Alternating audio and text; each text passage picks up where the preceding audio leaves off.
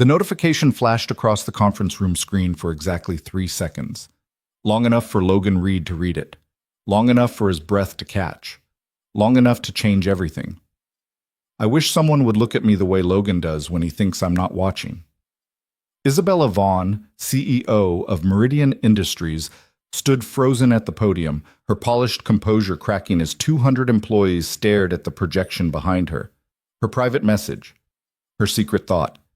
Exposed. Logan's coffee cup stopped halfway to his mouth. Around him, whispers erupted like wildfire. Someone laughed nervously. Someone else pulled out their phone, and Isabella's eyes, those impossibly controlled dark eyes, found his across the crowded room with something that looked terrifyingly close to panic. This is a story about what happens when the carefully constructed walls we build around ourselves come crashing down in the most public way possible. About a single father who learned to survive by staying invisible, and a woman who spent a lifetime convincing everyone she needed no one. If you want to see how far this story travels, drop a comment with your city and hit that like button. Now, let's go back to where it really started, 3 weeks before that notification changed everything. Logan Reed had perfected the art of being unnoticed. At 32, he'd learned that visibility came with questions, and questions came with complications he couldn't afford. So he arrived at Meridian Industries at 7:45 each morning, 15 minutes before his shift officially started, and left at 5:30, never a minute later. He kept his head down, his work clean, and his interactions professional but brief. It was a system that had kept him and his daughter afloat for 3 years. "Reed, you got a second?" Logan looked up from the logistics report he'd been reviewing to find Marcus Chen leaning against his cubicle divider, coffee in one hand and that familiar grin on his face that usually meant he wanted something. "Depends on the second," Logan said, though he was already minimizing his screen. Marcus slid into the empty chair beside Logan's desk without waiting for an invitation. "The Christmas party. You coming?" "No." "Come on, man. You've worked here 3 years and never been to a single company event." "I'm aware." "Don't you think that's weird?" Logan glanced at him. Marcus was a good guy, the kind who brought donuts on Fridays and remembered people's birthdays.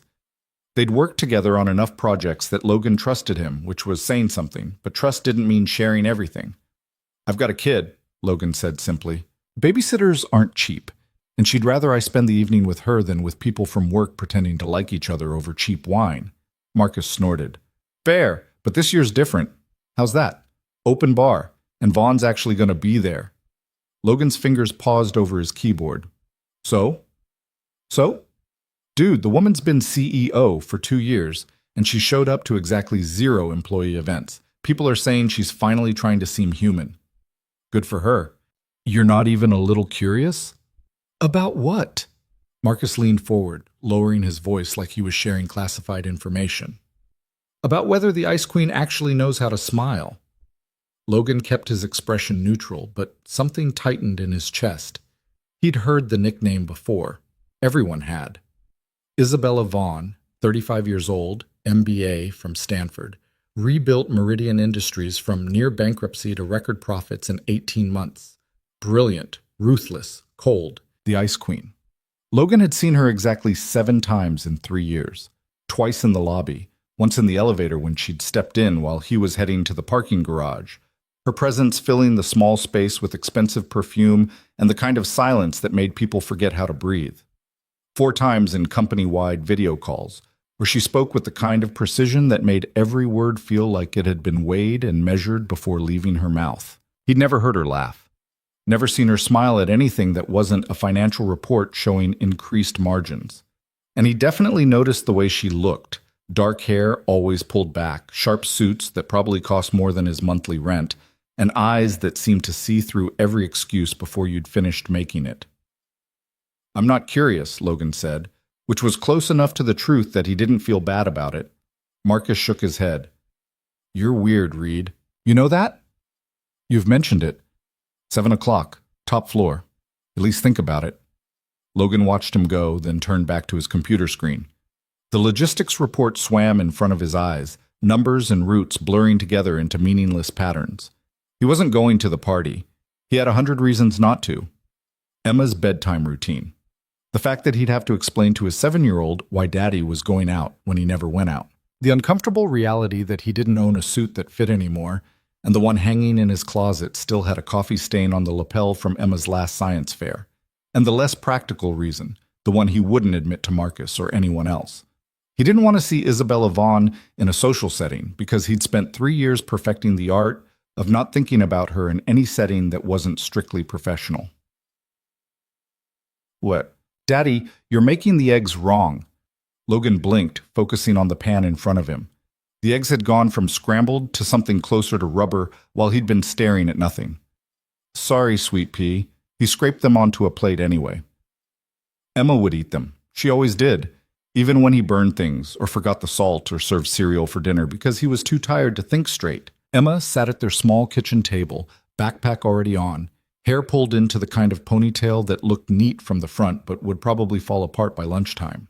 She looked at the eggs with the skeptical expression she'd inherited from her mother. Were you thinking about work stuff again? Maybe. You think about work stuff a lot. Logan set the plate in front of her and dropped into the chair across from her. Their apartment wasn't much. 2 bedrooms, 1 bathroom, a kitchen that barely fit a table for 2. But it was clean, and it was safe, and it was theirs. That was enough. Someone asked if I wanted to go to a party, he said. Emma's eyes widened. A party? Like with cake? Not that kind of party. A work party. Oh. She stabbed at the eggs with her fork. Do you want to go? Did he? Logan wasn't sure anymore. There was wanting something, and then there was admitting you wanted it, and the space between those two things felt impossibly wide. I don't know, he said honestly. Mom used to like parties. The statement landed between them like it always did. Careful, quiet, just a fact. Emma had been 4 when Sarah died. A brain aneurysm that no one saw coming, that took her from perfectly healthy to gone in less than 18 hours. 3 years later, Emma's memories of her mother came in fragments. A laugh, a perfume, a feeling more than a complete picture. She did, Logan agreed. Maybe you should go. You could tell me about it. Maybe, but he wouldn't. They both knew it. Logan Reed didn't go to parties. He went to work, came home, made dinner, helped with homework, read bedtime stories, and started over the next day. It was a life built on routine and careful choices, and it worked because he never deviated from it.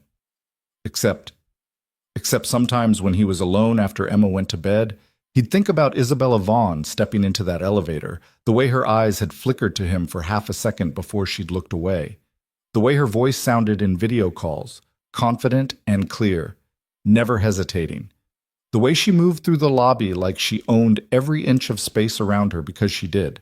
And he'd wonder what it would be like to be the kind of person who could stand in the same room as someone like that and not feel like he was pretending to belong. Logan was still thinking about it at 5:30 when he shut down his computer. Still thinking about it when Marcus caught up with him at the elevator. You're not coming, are you? Nope. Come on, man. 1 hour. Show your face, have a drink, leave. Nobody's asking you to dance on tables. I said no, Marcus. The elevator doors opened. Logan stepped inside, but Marcus caught the door before it closed. Look, I get it. You've got responsibilities. But you know what I think? I think you're scared. Logan's jaw tightened. Of what? Of having a life outside of being someone's dad. The words hit harder than Marcus probably meant them to. Logan stared at him, something hot and uncomfortable rising in his chest. My kid is my life, he said quietly. I know, and that's great. But you're also a person, Logan, and people are allowed to have more than one thing. The elevator started beeping. Marcus let the door go, stepping back with a shrug. 7 o'clock, top floor. If you change your mind. He didn't change his mind. He put Emma to bed at 8:30 after reading 3 chapters of the book they were working through. Something about a girl who found a magical library. Emma fell asleep before the 3rd chapter finished, her breathing evening out into the soft rhythm that meant she was really out. Logan sat on the edge of her bed for a moment, watching her. She looked so much like Sarah when she slept. Same nose, same way of curling on her side with one hand tucked under her cheek. He stood carefully, turning off the lamp and pulling the door mostly closed behind him. The apartment was quiet. Too quiet. Logan made it to the living room before he admitted what he'd been trying not to think about all day. He wanted to go to that party, not because of the open bar or the socializing or any normal reason. He wanted to go because Marcus was right. He was scared. Scared of wanting something that wasn't about Emma or survival or keeping everything carefully controlled. And he was scared because he knew exactly what he wanted. He wanted to see if Isabella Vaughn ever smiled at anything that wasn't a profit margin. Awesome. Logan looked at his phone. 8:45. The party had been going for almost 2 hours. If he went now, he could slip in, stay for 30 minutes, leave before anyone really noticed. His neighbor, Mrs. Caldwell, owed him a favor after he'd fixed her garbage disposal last month. He could ask. She'd probably say yes.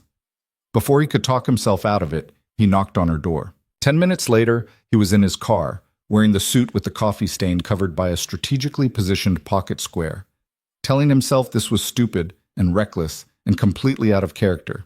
But he was going anyway. The top floor of Meridian Industries looked different at night. During the day, it was all efficiency, glass walls, modern furniture, the constant hum of productivity. At night, with the lights dimmed and music playing softly through speakers Logan couldn't see, it looked almost elegant. Someone had hung white lights along the windows, and the view of the city stretched out below, all glittering and vast. Logan stepped off the elevator and immediately regretted coming. There were too many people, too much noise, too many conversations happening at once. He recognized faces from other departments, people he'd seen in passing but never spoken to. Marcus was by the bar, already deep in conversation with someone from accounting. Logan started to turn back toward the elevator. Logan Reed. He froze. The voice came from his left, low, clear, with the kind of precision that made his name sound like a complete sentence.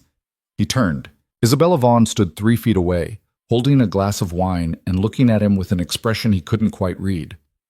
Up close, she was different than he'd expected. Smaller, somehow, though she still had the kind of presence that made the space around her feel charged. Her hair was down, falling past her shoulders in dark waves. She wasn't wearing one of her sharp suits. Instead, a simple black dress that probably cost more than his car payment, but looked almost understated. "Miss Vaughn," he managed, "you're in logistics." It wasn't a question. Logan tried to remember if they'd ever actually spoken directly. He was pretty sure they hadn't. "Yes, ma'am." "Don't call me ma'am. It makes me feel ancient." She took a sip of wine, her eyes never leaving his face. "You've worked here 3 years." "That's right." "And you've never been to a company event before?" "No." "Why tonight?" Logan had prepared exactly 0 answers for this conversation, mostly because he'd never imagined having it. His mind went blank, then scrambled for something that didn't sound pathetic. "Someone told me you might actually smile," he said before he could stop himself.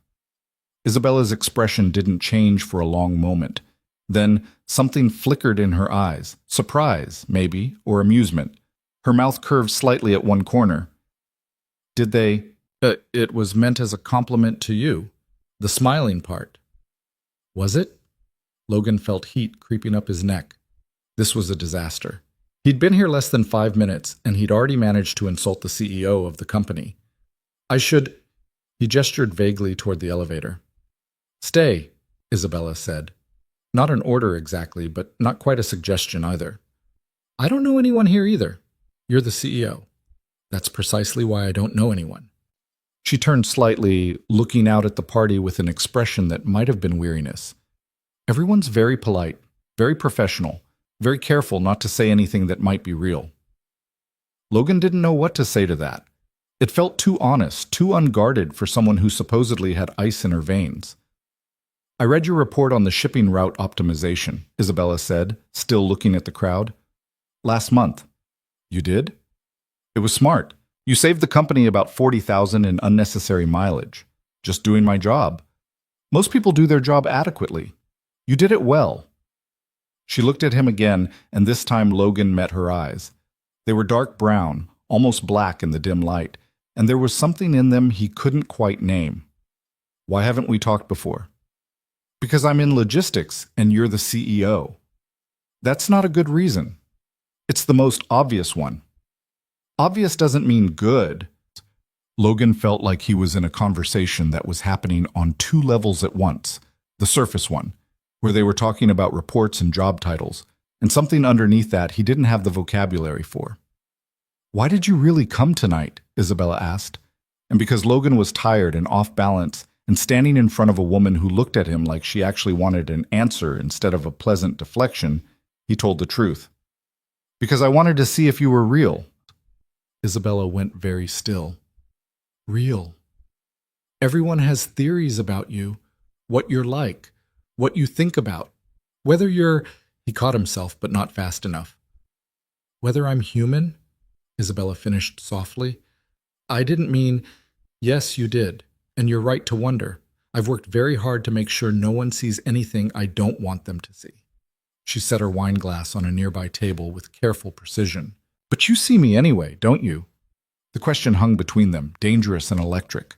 Logan should have said no, should have made an excuse, found Marcus, left before this conversation went any further into territory he didn't know how to navigate.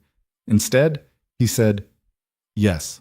They talked for an hour, not about work, about nothing and everything. Isabella asked about Emma, and Logan found himself telling stories he usually kept private. The time Emma tried to make him breakfast and set off the smoke alarm. The way she insisted on reading him a bedtime story instead of the other way around because she said he looked tired. How she'd asked if her mom was proud of them, and Logan had said yes even though he had no idea if it was true. Isabella listened like every word mattered. Not the way people usually listened, with one eye on the clock or their phone or the next person they needed to talk to. She listened like she had nowhere else to be, like this moment was the only thing that existed. And she told him things too, about her parents, who had built the company from nothing and expected her to do the same. About business school, where she'd learned that showing weakness was the same as admitting failure. About the loneliness of being good at something everyone expected you to be perfect at. "Do you know what the worst part is?" she asked. They'd migrated to the windows, away from the crowd. The party continued behind them, but it felt distant, irrelevant.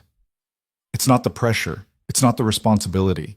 It's that I spent so many years convincing everyone I didn't need anyone that I think I convinced myself too." Logan looked at her, really looked, and he saw what no one else seemed to see, the exhaustion hidden behind perfect posture, the uncertainty underneath the confidence, the human being inside the armor. "You're not what people think," he said. "Neither are you." "I'm exactly what people think. A single dad who works in logistics and barely makes rent. You're more than that." "How would you know?" Isabella smiled, a real smile this time, small but genuine. "Because you're standing here talking to me like I'm a person instead of a title. Do you know how rare that is?" Logan didn't have an answer for that. The party was winding down. People were starting to leave, gathering coats and saying goodbyes. Logan knew he should go too. Mrs. Caldwell would start charging him by the hour soon, but he didn't want to leave. For the first time in 3 years, he was standing in a room with someone who looked at him and saw more than just a father barely keeping his head above water. "I should go," he said anyway. "Should you?" "Emma's with a neighbor. I can't—" "I know." Isabella reached out, her fingers brushing his wrist so lightly he almost thought he imagined it. "Thank you for staying, for talking to me like I'm real." Logan's throat felt tight. "You are real." "Sometimes I forget." He wanted to say more, wanted to ask if this was just a moment or if it could be something else. But the elevator dinged and reality crashed back in. She was the CEO and he was nobody, and whatever this was, it couldn't be anything more. "Good night, Ms. Vaughn." "Isabella," she corrected softly. "When it's just us, call me Isabella." Logan nodded, not trusting himself to speak, and headed for the elevator. He made it halfway across the floor before she called after him. "Logan?" He turned. Isabella stood by the windows, the city lights behind her making her look almost unreal. Her expression was unguarded in a way that made his chest ache. "Meet me tomorrow," she said. 3 o'clock. Riverside Park, by the fountain. If you want to. "Why?" "Because I don't want this to be the last time we talk like human beings."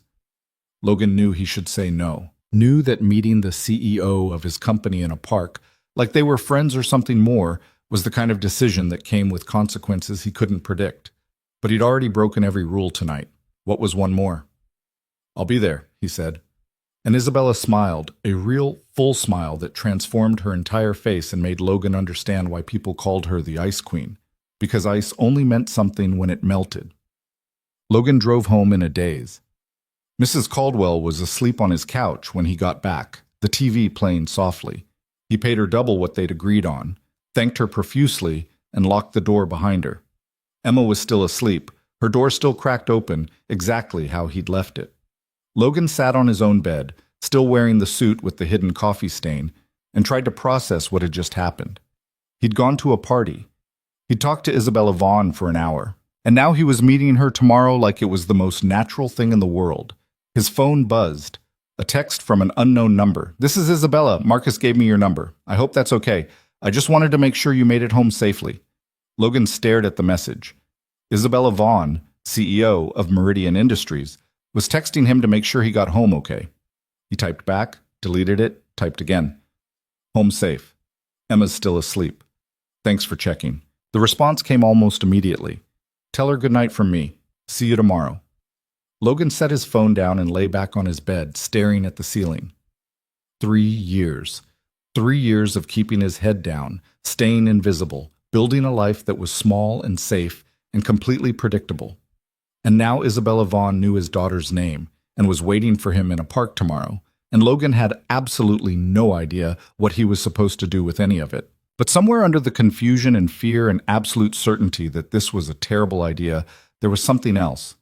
Something that felt dangerously close to hope. Logan didn't sleep. He lay in bed watching the ceiling fan turn slow circles, his mind replaying the conversation with Isabella on an endless loop. Every word, every look, every moment when the noise of the party had faded and it had just been the two of them by those windows. At 5:30, he gave up and got out of bed. Emma found him in the kitchen an hour later, staring at a cup of coffee he'd forgotten to drink. "You look weird," she announced, climbing into her chair. "Good morning to you, too." "No, really. You look like you're thinking about something big." She tilted her head, studying him with the kind of intensity only 7-year-olds could manage before breakfast. "Did something happen at the party?" Logan poured cereal into her bowl, buying himself a few seconds. "I talked to some people." "Was there cake?" "No cake." "Then what's the point of a party?" He couldn't help smiling. "Good question." Emma ate her cereal slowly, watching him the whole time. Logan knew that look. She was working up to something. "Daddy?" "Yeah?" "Are you going somewhere today?" His hand froze on his coffee mug. "Why do you ask?" "Because you keep looking at your phone like you're waiting for something." She pointed her spoon at him. "And you never look at your phone when we're eating breakfast. You always say breakfast is family time." Logan set his phone face down on the table. "You're too observant. Mrs. Patterson says that's a good thing." "Mrs. Patterson is your teacher. She has to say nice things." "She also said you look tired when you pick me up. Is that a nice thing?" "Emma." "I'm just saying." She went back to her cereal. "If you need to go somewhere, I can go to Mia's house. Her mom already invited me for a play date." Logan looked at his daughter, this small person who somehow noticed everything he tried to hide. 3 years. 3 years of it being just the two of them, figuring things out together, building a life that worked because they were a team, and now he was thinking about meeting a woman in a park like he was 25, and didn't have a whole human being depending on him to make good decisions. "I might have plans this afternoon," he said carefully. Emma's eyes lit up. "Like a date?" "No, just meeting someone." "Someone from the party?" "Emma, is it a lady someone or a guy someone?" Logan rubbed his face. "When did you get so nosy?" "I'm not nosy. I'm interested in your life." She said it with perfect seriousness, like she was 40 instead of 7. "Mom would want me to make sure you're okay." The statement landed like it always did, gentle but heavy, a reminder that Sarah was gone but somehow still present in every decision they made. "I'm okay," Logan said quietly. "Then you should go meet your someone." Emma finished her cereal and carried her bowl to the sink like she'd just solved all his problems. "I'll call Mia's mom and tell her yes." You're 7. You don't call people. Then you call her. I'll text Mia on your phone. Logan wanted to argue, but Emma was already pulling on her backpack, ready for school, acting like this whole thing was settled. And maybe it was. Maybe his 7-year-old daughter understood something he was still trying to figure out, that it was okay to want something that wasn't just about survival. Work was impossible. Logan sat at his desk, pretending to analyze freight schedules while his brain refused to focus on anything except the fact that in 4 hours, he was meeting Isabella Vaughn in a park. Marcus appeared at his cubicle at 11:30. You look like hell. Thanks. You came last night. Logan didn't look up from his screen. For an hour. An hour of talking to Vaughn, by the windows, where everyone could see you. Now Logan looked up. What's that supposed to mean? Marcus held up his hands. Nothing, just saying people noticed. People need to mind their business. People work in an office. Minding other people's business is literally half the job description. Marcus sat on the edge of Logan's desk, lowering his voice. Look, I'm not trying to start something, but you should know that Karen from HR was there, and she was watching you two like it was her personal reality show. Logan's stomach tightened. We were just talking. I know that, you know that, but Karen from HR sees CEO talking to junior employee for an hour and starts thinking about liability and fraternization policies. There's no fraternization. We had a conversation. At a party, where alcohol was involved, where you looked at her like... Marcus stopped himself. Like what? Like she wasn't your boss. Marcus said it quietly, without judgment. And she looked at you the same way. Logan's hands curled into fists under his desk. You're seeing things that aren't there. Am I? Because I've worked with you for 3 years, and I've never seen you look at anyone like that. Not once. There's nothing happening. Okay. Marcus stood up, but he didn't look convinced. Just be careful. That's all I'm saying. The company has rules about this stuff for a reason. After he left, Logan sat very still, staring at his computer screen without seeing it. Fraternization policies. HR investigations. The kind of complications that could cost him his job, his insurance, the stability Emma needed. He should cancel. Text Isabella right now and say something came up. He couldn't make it. Maybe this was a bad idea anyway. His phone buzzed. Still meeting at 3? No pressure if you changed your mind. Logan looked at the message for a long time. Isabella had given him an out. All he had to do was take it. Instead, he typed back, I'll be there. Riverside Park was mostly empty on a Tuesday afternoon. Logan arrived at 2:50, early enough to feel stupid for being early, but too anxious to wait in his car any longer. The fountain sat in the center of a circular plaza, water trickling down 3 tiers into a shallow pool. A few people walked by with dogs or strollers, but no one paid him any attention. He checked his phone. 2:53. What was he doing? This wasn't him. Logan Reed didn't meet women in parks in the middle of the afternoon. He didn't text CEOs late at night or think about someone's smile while he was supposed to be working. He started to turn around, to leave before this went any further. You're early. Isabella stood 10 feet away, wearing jeans and a gray sweater that made her look completely different from the woman in the black dress last night. Her hair was pulled back in a ponytail, and she had sunglasses pushed up on her head even though the sky was overcast. She looked nervous. So are you, Logan said. I've been sitting in my car for 20 minutes trying to decide if this was insane. What did you decide? That it probably is. But I'm here anyway. She walked closer, stopping a careful distance away. Not close enough to touch, but close enough that Logan could see the uncertainty in her eyes. Thank you for coming. You said 3 o'clock. I'm not in the habit of standing people up. No, I imagine you're not. Isabella looked around the park like she was seeing it for the first time. I haven't been here in years. I used to come here when I first moved back to the city, before everything got so complicated. What changed? I did. Or maybe the city did. I'm not sure anymore. She turned back to him. Do you want to walk? They started along the path that circled the park, keeping that careful distance between them. For a few minutes, neither of them spoke. Logan tried to think of something to say that wouldn't sound ridiculous. Isabella beat him to it. I spent 3 hours this morning in a board meeting debating whether to cut healthcare benefits to save 2% on operational costs. I said no. They pushed back. I pushed harder. And the whole time, all I could think about was whether you'd actually show up. Logan glanced at her. Why? Because I gave you 12 hours to realize that meeting your boss in a park was a terrible idea. And terrible ideas usually look a lot worse in daylight. It still looks pretty terrible. But you came anyway. Yeah. Why? Logan stopped walking. They were near a bench under a tree that hadn't lost all its leaves yet. The fountain was visible in the distance, and the city skyline rose beyond it, all glass and steel and ambition. Because I've spent 3 years building a life that works, he said. And it does work. Emma's healthy and happy. I've got a job that pays the bills. We're safe. But last night, talking to you, I realized that working and safe aren't the same thing as living. Isabella's expression shifted into something that looked like pain. Logan, I'm not saying this to make you feel guilty. I'm saying it because you asked me why I came. And the truth is, I came because for 1 hour last night, I felt like a person instead of just a father who's barely holding everything together. You're not barely holding it together. You're doing an incredible job. How would you know? Because Emma has a father who shows up. Who cares? Who puts her first even when it costs him? Isabella's voice wavered slightly. Do you know how rare that is? Logan looked at her. This woman who everyone thought was made of ice and ambition and nothing else.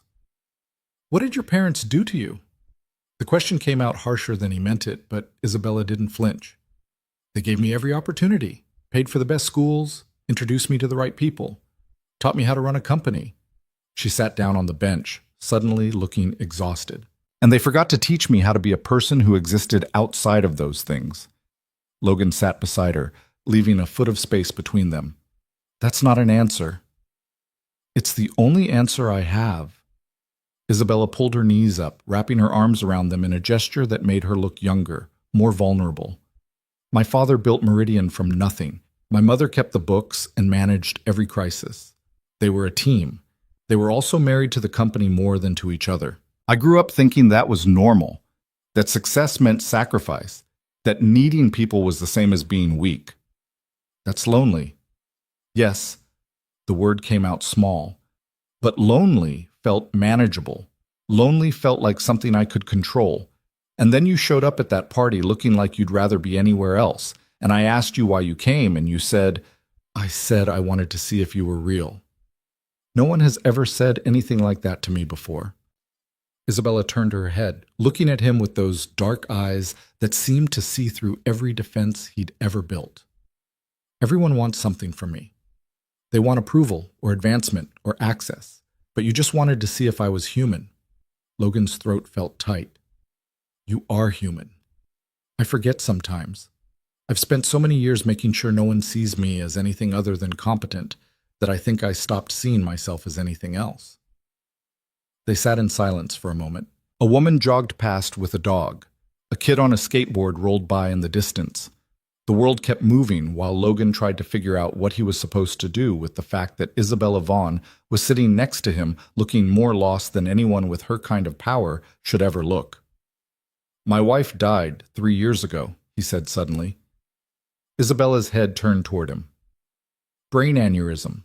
She was fine one day, and the next day she was in the hospital, and 18 hours later she was gone. Emma was 4. I was 29, and I had no idea how to be a single parent or pay a mortgage or do any of the things Sarah had always handled because I'd been too busy working overtime to notice. I'm sorry. Everyone's sorry. Sorry doesn't change anything. Logan leaned forward, elbows on his knees. I had to learn everything from scratch. How to do Emma's hair, how to pack lunches that wouldn't get traded away, how to answer questions about death from someone who still believed in Santa Claus. And somewhere in all of that, I learned how to be invisible. Because invisible meant safe, meant no one would ask questions I couldn't answer or expect things I couldn't give. You're not invisible to me, Logan laughed, but it came out bitter. That's the problem. Why is it a problem? Because you're my boss.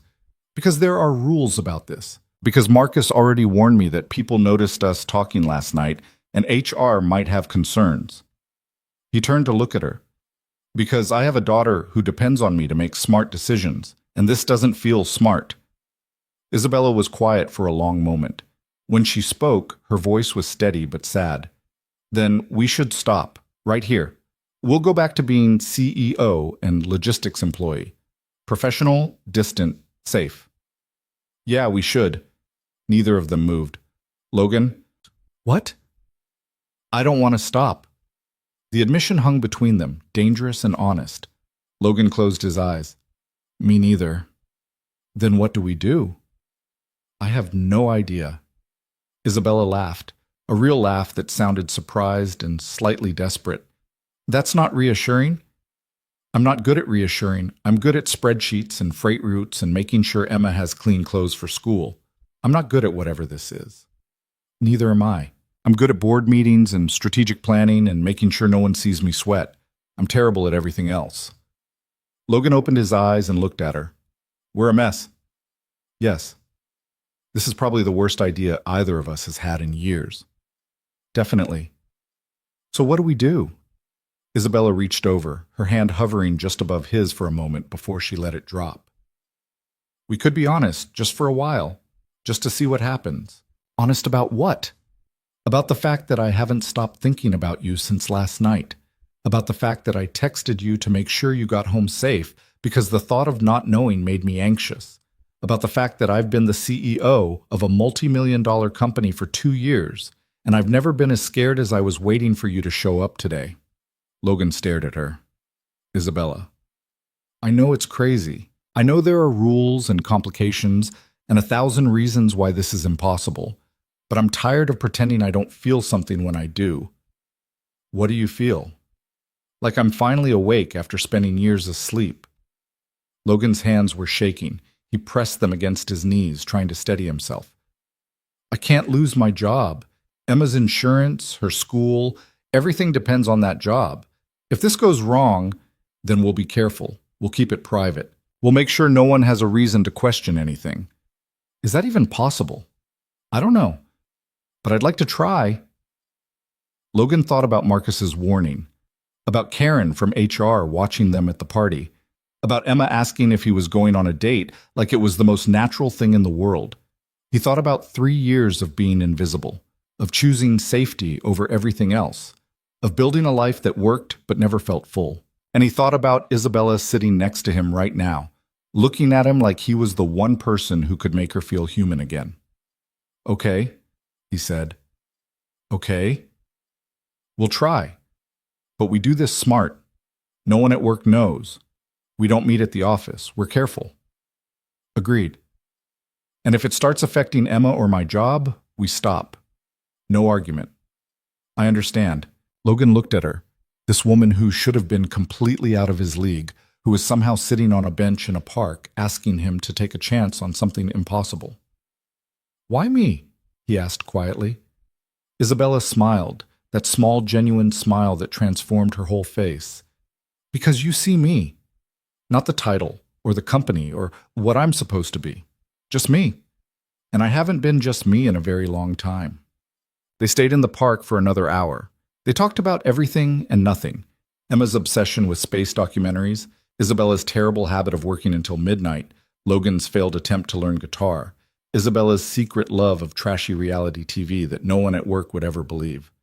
It felt normal. Easy. Like they were just 2 people getting to know each other instead of a CEO and an employee breaking about a dozen company policies. At 4:30, Isabella's phone buzzed with what Logan assumed was her 10th work emergency of the day. She looked at it, made a face, and silenced it. You should probably get that, Logan said. It can wait. Can it? No, but I'm pretending it can. She stood up anyway, brushing off her jeans. I have a video call with investors at 5. If I miss it, they'll think I've lost my mind. Have you? Probably. She looked down at him, and there was something in her expression that made his chest tight. When can I see you again? I don't know. Emma's got school, and I can't just... I'm not asking you to drop everything. I'm just asking when. Logan stood up. They were close now, closer than they'd been all afternoon. He could smell her perfume, something subtle and expensive that he'd probably never be able to forget. Friday night, he said. Emma's got a sleepover at her friend's house. I'm free after 7. Friday, 7. Isabella nodded like she was confirming a business meeting. Where? Not anywhere public. Not where someone from work might see us. My place, then. Logan's eyebrows rose. Your place? I have a private entrance. No doorman to report back to the office gossip chain.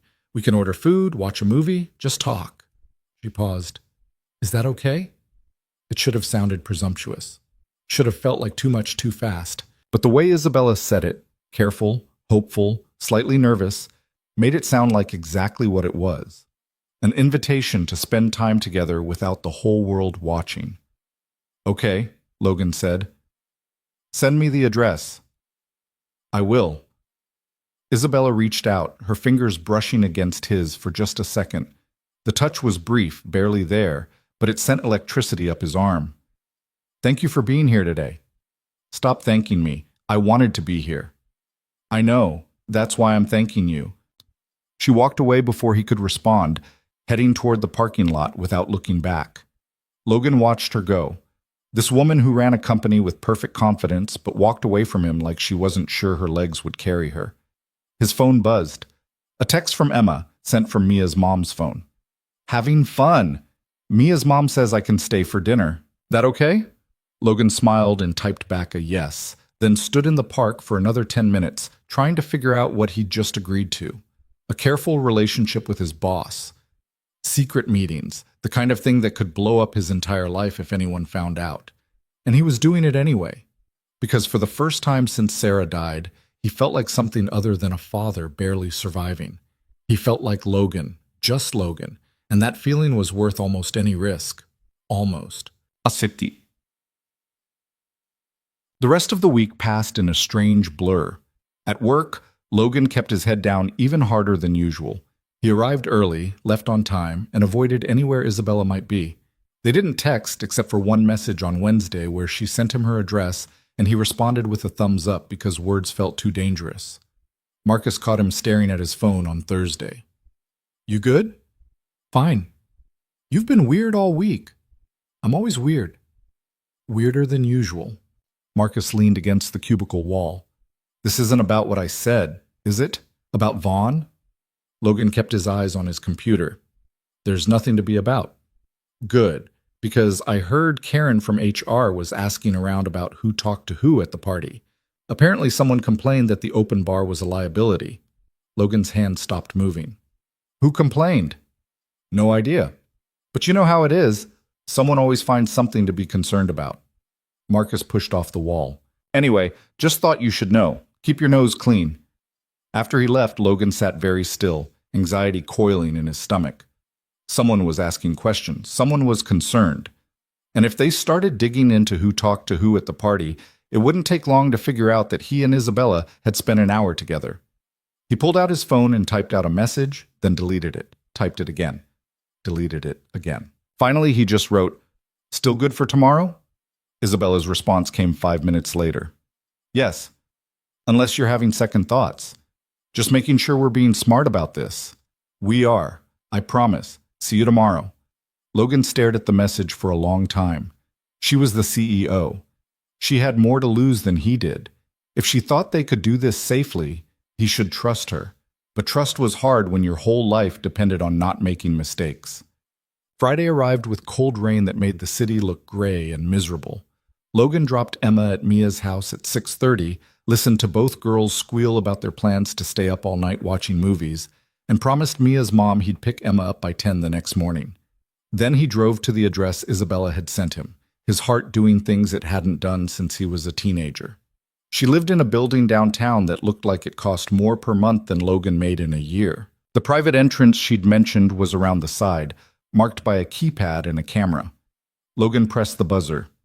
"It's me," he said when the intercom crackled. The door unlocked with a soft click.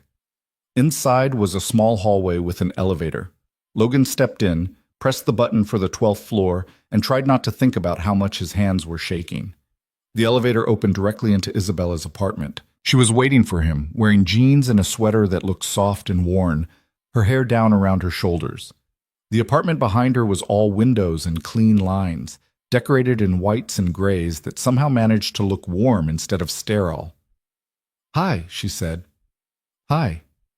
They stood there for a moment, neither quite sure what to do now that they were here, alone, without the park or other people or any buffer between them. Isabella broke first. "I ordered Thai food. I hope that's okay. I didn't know what you liked, so I got a little of everything." "Thai's good. The food should be here in 20 minutes. Do you want something to drink? I have wine, beer, water, probably some juice somewhere." "Isabella." She stopped talking. "You're nervous," Logan said. "I'm terrified." "Why?" "Because I haven't done this in—" She gestured vaguely. "I don't even know how long. Years. And I'm realizing I have no idea what I'm doing." Logan stepped further into the apartment, letting the elevator close behind him. "We're just two people having dinner." "Are we? Do you want to be more than that?" Isabella looked at him, and there was something raw in her expression that made his breath catch. "I don't know what I want, but I know I wanted you here. And now you're here, and I'm so scared I'm going to say the wrong thing or do the wrong thing or—" Logan crossed the space between them and took her hand. It was the first time they'd really touched. Not a brush of fingers or an accidental collision, but deliberate contact. Her hand was smaller than his, colder, and it trembled slightly. "We don't have to figure everything out tonight," he said quietly. "We can just see what happens." Isabella's fingers tightened around his. "What if what happens is a disaster? Then it's a disaster, but at least we'll know."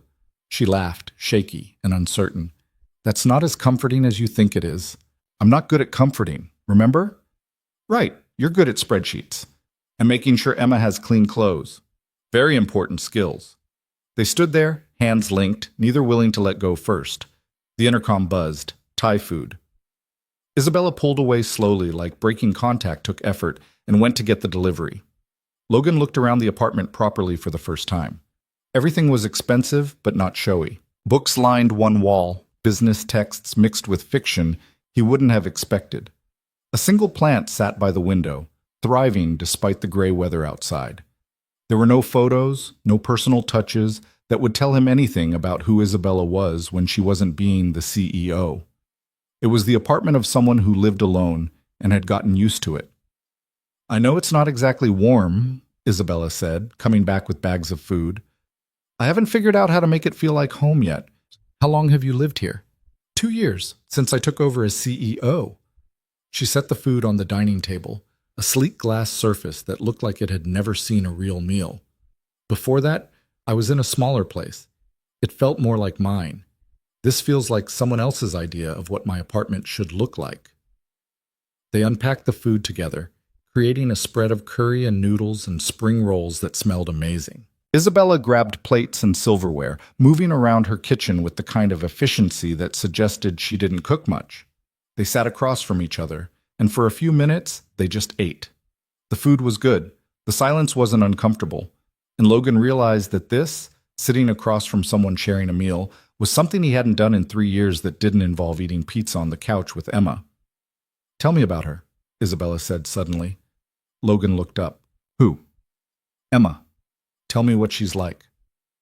So he did. He told her about Emma's obsession with learning everything about space, how she'd memorized all the planets by age 5 and had recently decided she wanted to be an astronaut. He told her about the way Emma still slept with the stuffed rabbit Sarah had given her when she was born, about how she'd inherited Sarah's laugh and Logan's stubbornness, about the time she'd tried to adopt a stray cat and cried for 3 days when the shelter found it a different home. Isabella listened with complete attention, asking questions that showed she was really hearing him, not just waiting for her turn to talk. "She sounds wonderful," Isabella said when he finally ran out of stories. "She is. She's better than I deserve." "Don't do that." "Do what?" "Act like you're not enough. Emma has a father who loves her and shows up and puts her first. That's more than a lot of kids get." Logan set down his fork. "What about you? What did you get?" Isabella's expression shifted into something guarded. "I got everything. Private schools, expensive tutors, connections that open doors." "That's not what I asked." She was quiet for a moment, pushing food around her plate. "I got parents who loved the idea of me more than the actual person I was. I got expectations that felt impossible, and a life that looked perfect from the outside. And I got very good at pretending that was enough. Was it? No. The word hung between them, honest and painful. I don't have close friends, Isabella continued. Everyone I know is either a business contact or someone who wants something from me. I don't date because the kind of men I meet are interested in what I represent, not who I am, and I tell myself that's fine, that I chose this life, that success is its own reward. But then you showed up and looked at me like I was real, and I realized how desperately lonely I've been. Logan's throat felt tight. Isabella. I'm sorry, that's too much. I shouldn't. Stop apologizing. He reached across the table, covering her hand with his. You're allowed to be lonely. You're allowed to want more than what you have. So are you. I know. They sat like that, hands touching across the glass table, the city lights beyond the windows making everything feel suspended in time. What are we doing? Isabella asked softly. I think we're trying to figure out if this thing between us is real or just two lonely people wanting something that makes sense. And if it's real, then we figure out how to make it work without destroying everything else. That sounds hard. Yeah. Logan squeezed her hand gently. But I think you might be worth it. Isabella's eyes got bright, like she might cry, and Logan realized he'd never seen her this unguarded, this open. The Ice Queen everyone talked about was nowhere in sight. This was just Isabella, scared and hopeful and trying so hard to be brave. You might be worth it too, she whispered. They finished dinner slowly, talking about easier things. Work stories that didn't involve feelings. Books they'd read. Places they'd traveled. The normal getting-to-know-you conversation that people had when they were figuring out if they fit together. And they did fit. Surprisingly well. Isabella had a dry sense of humor that caught Logan off guard. He made her laugh with stories about Emma's more dramatic moments. They argued about movies and agreed about music and found comfort in the rhythm of conversation that felt natural despite everything complicated surrounding it. At 10:30, Logan checked his phone and realized he should go. Should leave before this turned into something neither of them was ready for. He stood up. I should head out. Isabella walked him to the elevator, and they stood in that small hallway, neither wanting to end the night but neither sure how to make it last longer. Thank you for coming, Isabella said. Thank you for inviting me. Can we do this again? Yeah, I'd like that. The elevator dinged, doors opening. Logan stepped inside, then turned back. Isabella was watching him with an expression that made his chest ache. Isabella? Yes? This is real. For me. I don't know what it means or where it goes, but it's real. Her smile was small and genuine and completely worth every risk he was taking. For me too. The elevator doors closed between them, and Logan rode down to street level, feeling like he'd just jumped off something very high, with no idea if there was anything to catch him. But for the first time in 3 years, he didn't mind falling. The rumors started on Monday. Logan noticed it first in the way conversations stopped when he walked past. The quick glances that people tried to hide. Marcus avoiding eye contact during the morning logistics meeting. By Tuesday, he knew something was wrong. Reed, my office, now. Karen Mitchell stood at his cubicle, her HR badge glinting under the fluorescent lights. She wasn't smiling. Logan's stomach dropped. What's this about? That's what we're going to discuss. She turned and walked toward the elevators without waiting to see if he followed. He followed. Karen's office was on the 8th floor, small and sterile with motivational posters about teamwork that no one believed in. She closed the door behind them and gestured to a chair. Logan sat. His hands were sweating. There's been a complaint, Karen said, settling behind her desk with a folder that looked ominously thick. About what? About your relationship with Ms. Vaughn. The words hit him like cold water. Logan forced himself to stay calm, to not react the way his body wanted to react. I don't have a relationship with Ms. Vaughn. Multiple employees witnessed you spending considerable time together at the holiday party. Witnesses say you were engaged in intimate conversation away from other attendees for over an hour. We were talking. That's not against company policy. It is when there's a significant power differential and the conversation appears to cross professional boundaries. Karen opened the folder, scanning whatever documentation someone had compiled. Then there's the fact that you left the party shortly after she did, that you've been seen checking your phone more frequently at work, that your behavior has been notably different since the party. Logan's jaw tightened. Someone's been watching me? Someone filed a formal complaint expressing concern about potential fraternization between a junior employee and the CEO. I'm required to investigate. There's nothing to investigate. We had a conversation at a party. That's it. Karen looked at him with the kind of patient skepticism that made it clear she'd heard every excuse in the book. Mr. Reed, I'm not trying to trap you. I'm trying to understand the situation. If there's nothing inappropriate happening, then a simple investigation will clear that up. But if there is something happening, it's better for everyone if we address it now. What kind of investigation? Interviews with relevant parties, review of any communications, standard protocol for fraternization concerns. Logan felt like the walls were closing in. You want to go through my phone? Only if it becomes necessary. Right now, I just need you to be honest with me. She leaned forward slightly. Are you involved with Isabella Vaughn in any capacity beyond your professional relationship? The question hung in the air. Logan knew what he should say. Should lie, should protect both of them, should deny everything until this went away. But lying meant more investigations, more questions, more scrutiny. And if they went through his phone and found the texts, found evidence that he'd been to her apartment, the lie would make everything worse. I need to talk to a lawyer, he said.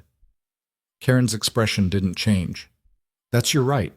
But I should inform you that refusing to cooperate with an internal investigation can be grounds for disciplinary action. So I'm being punished either way. You're being asked to participate in a process designed to protect both you and the company. Her voice softened slightly. Logan, I've seen your file. You're a good employee. You show up, do your work, stay out of trouble. I don't want this to damage your career, but if there's something happening that violates company policy, it needs to be addressed. Logan stood up. His legs felt shaky, but he made himself stay steady. Am I being suspended? Not at this time, but I need you to refrain from any non-work-related contact with Ms. Vaughn until this investigation is complete. How long will that take? Depends on what we find. Could be a week, could be longer. Logan walked out without another word. The elevator ride back to his floor felt endless. His mind was racing, trying to figure out who had filed the complaint, who had been watching them, how everything had fallen apart so quickly. Marcus was waiting at his desk.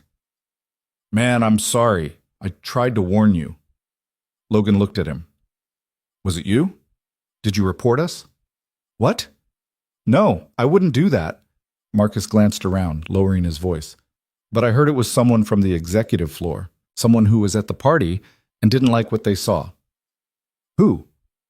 I don't know. But whoever it is, they're making a lot of noise about inappropriate conduct and abuse of power. Logan sank into his chair. Abuse of power, like Isabella had coerced him into something instead of them both making a choice. His phone buzzed. A text from Isabella. Karen just called me in for questioning. What's happening? Logan stared at the message. He couldn't text her back. Karen had specifically told him no contact, but leaving Isabella in the dark felt wrong. He typed quickly, HR investigation. Someone complained about us. They told me no contact until it's over.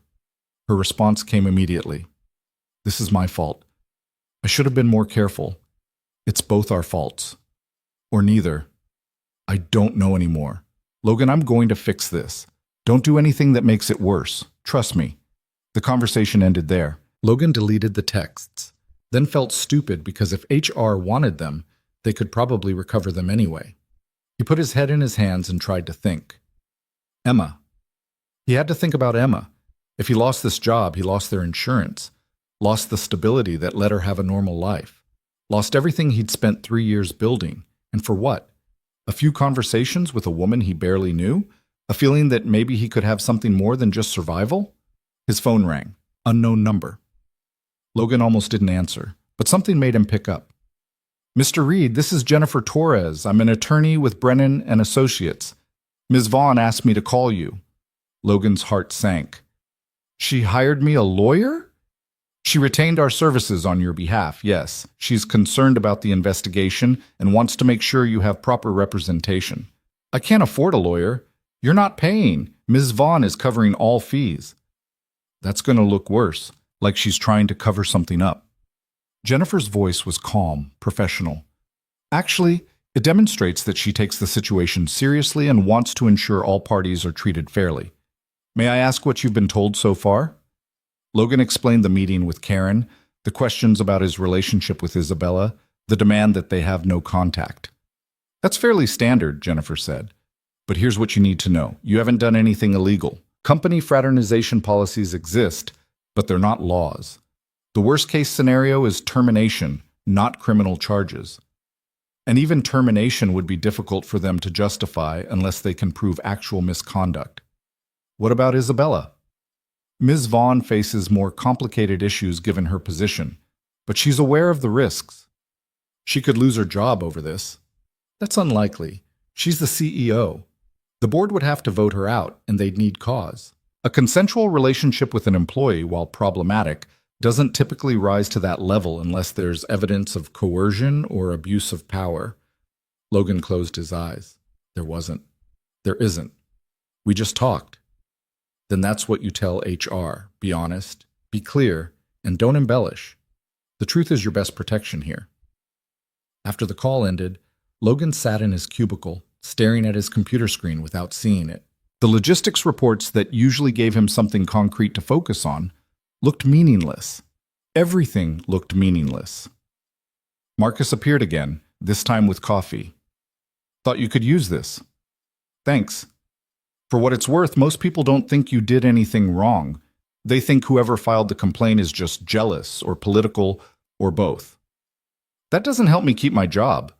No, but it means you've got people in your corner if you need them. Marcus sat on the edge of the desk. What are you going to do? I don't know. Tell the truth and hope it's enough. Is there a truth that doesn't get you both in trouble? Logan looked at him. The truth is we're two adults who talked at a party and liked each other. The truth is we met a couple more times outside of work. The truth is nothing inappropriate happened and no one abused any power. And the truth is also that she's the CEO and you're in logistics and people are going to assume the worst, no matter what actually happened. Yeah. Logan drank the coffee even though it tasted like ash. That's the truth too. The investigation took 3 days. 3 days of people looking at Logan like he was either a victim or a manipulator. No in between. 3 days of Karen calling him back to her office with more questions, more witnesses who'd seen them together, more evidence of something that had felt real and private but now looked suspicious under fluorescent lighting. They interviewed Marcus, who apparently told them Logan was a good guy who wouldn't do anything stupid.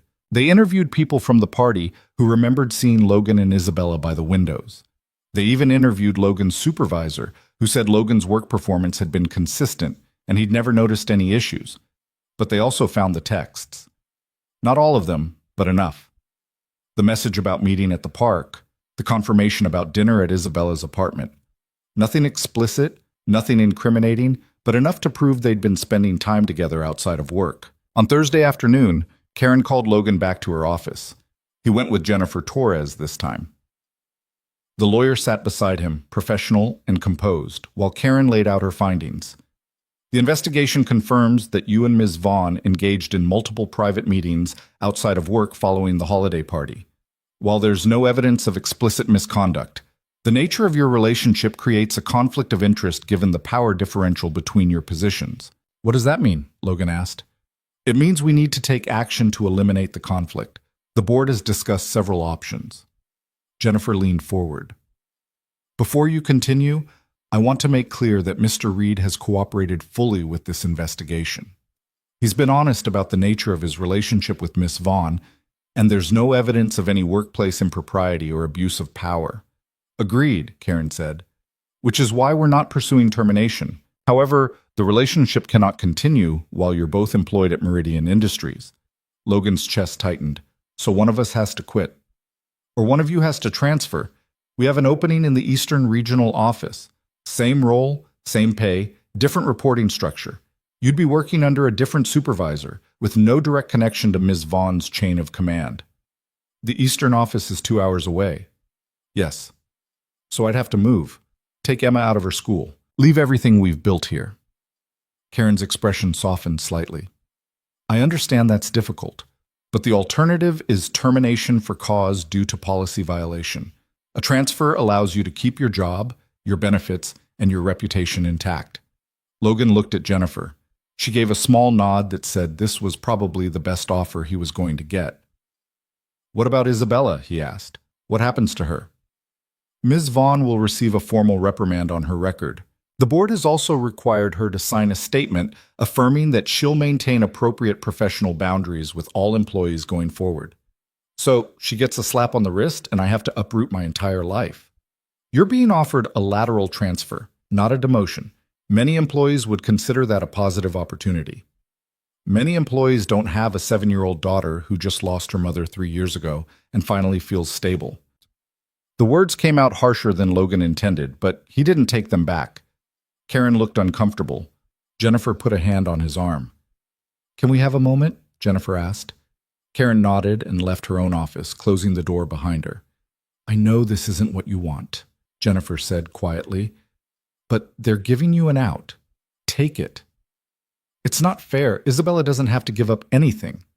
Isabella's paying for this in ways you can't see. The board called an emergency meeting about her judgment. She had to defend herself to people who've been waiting for her to slip up since she took over.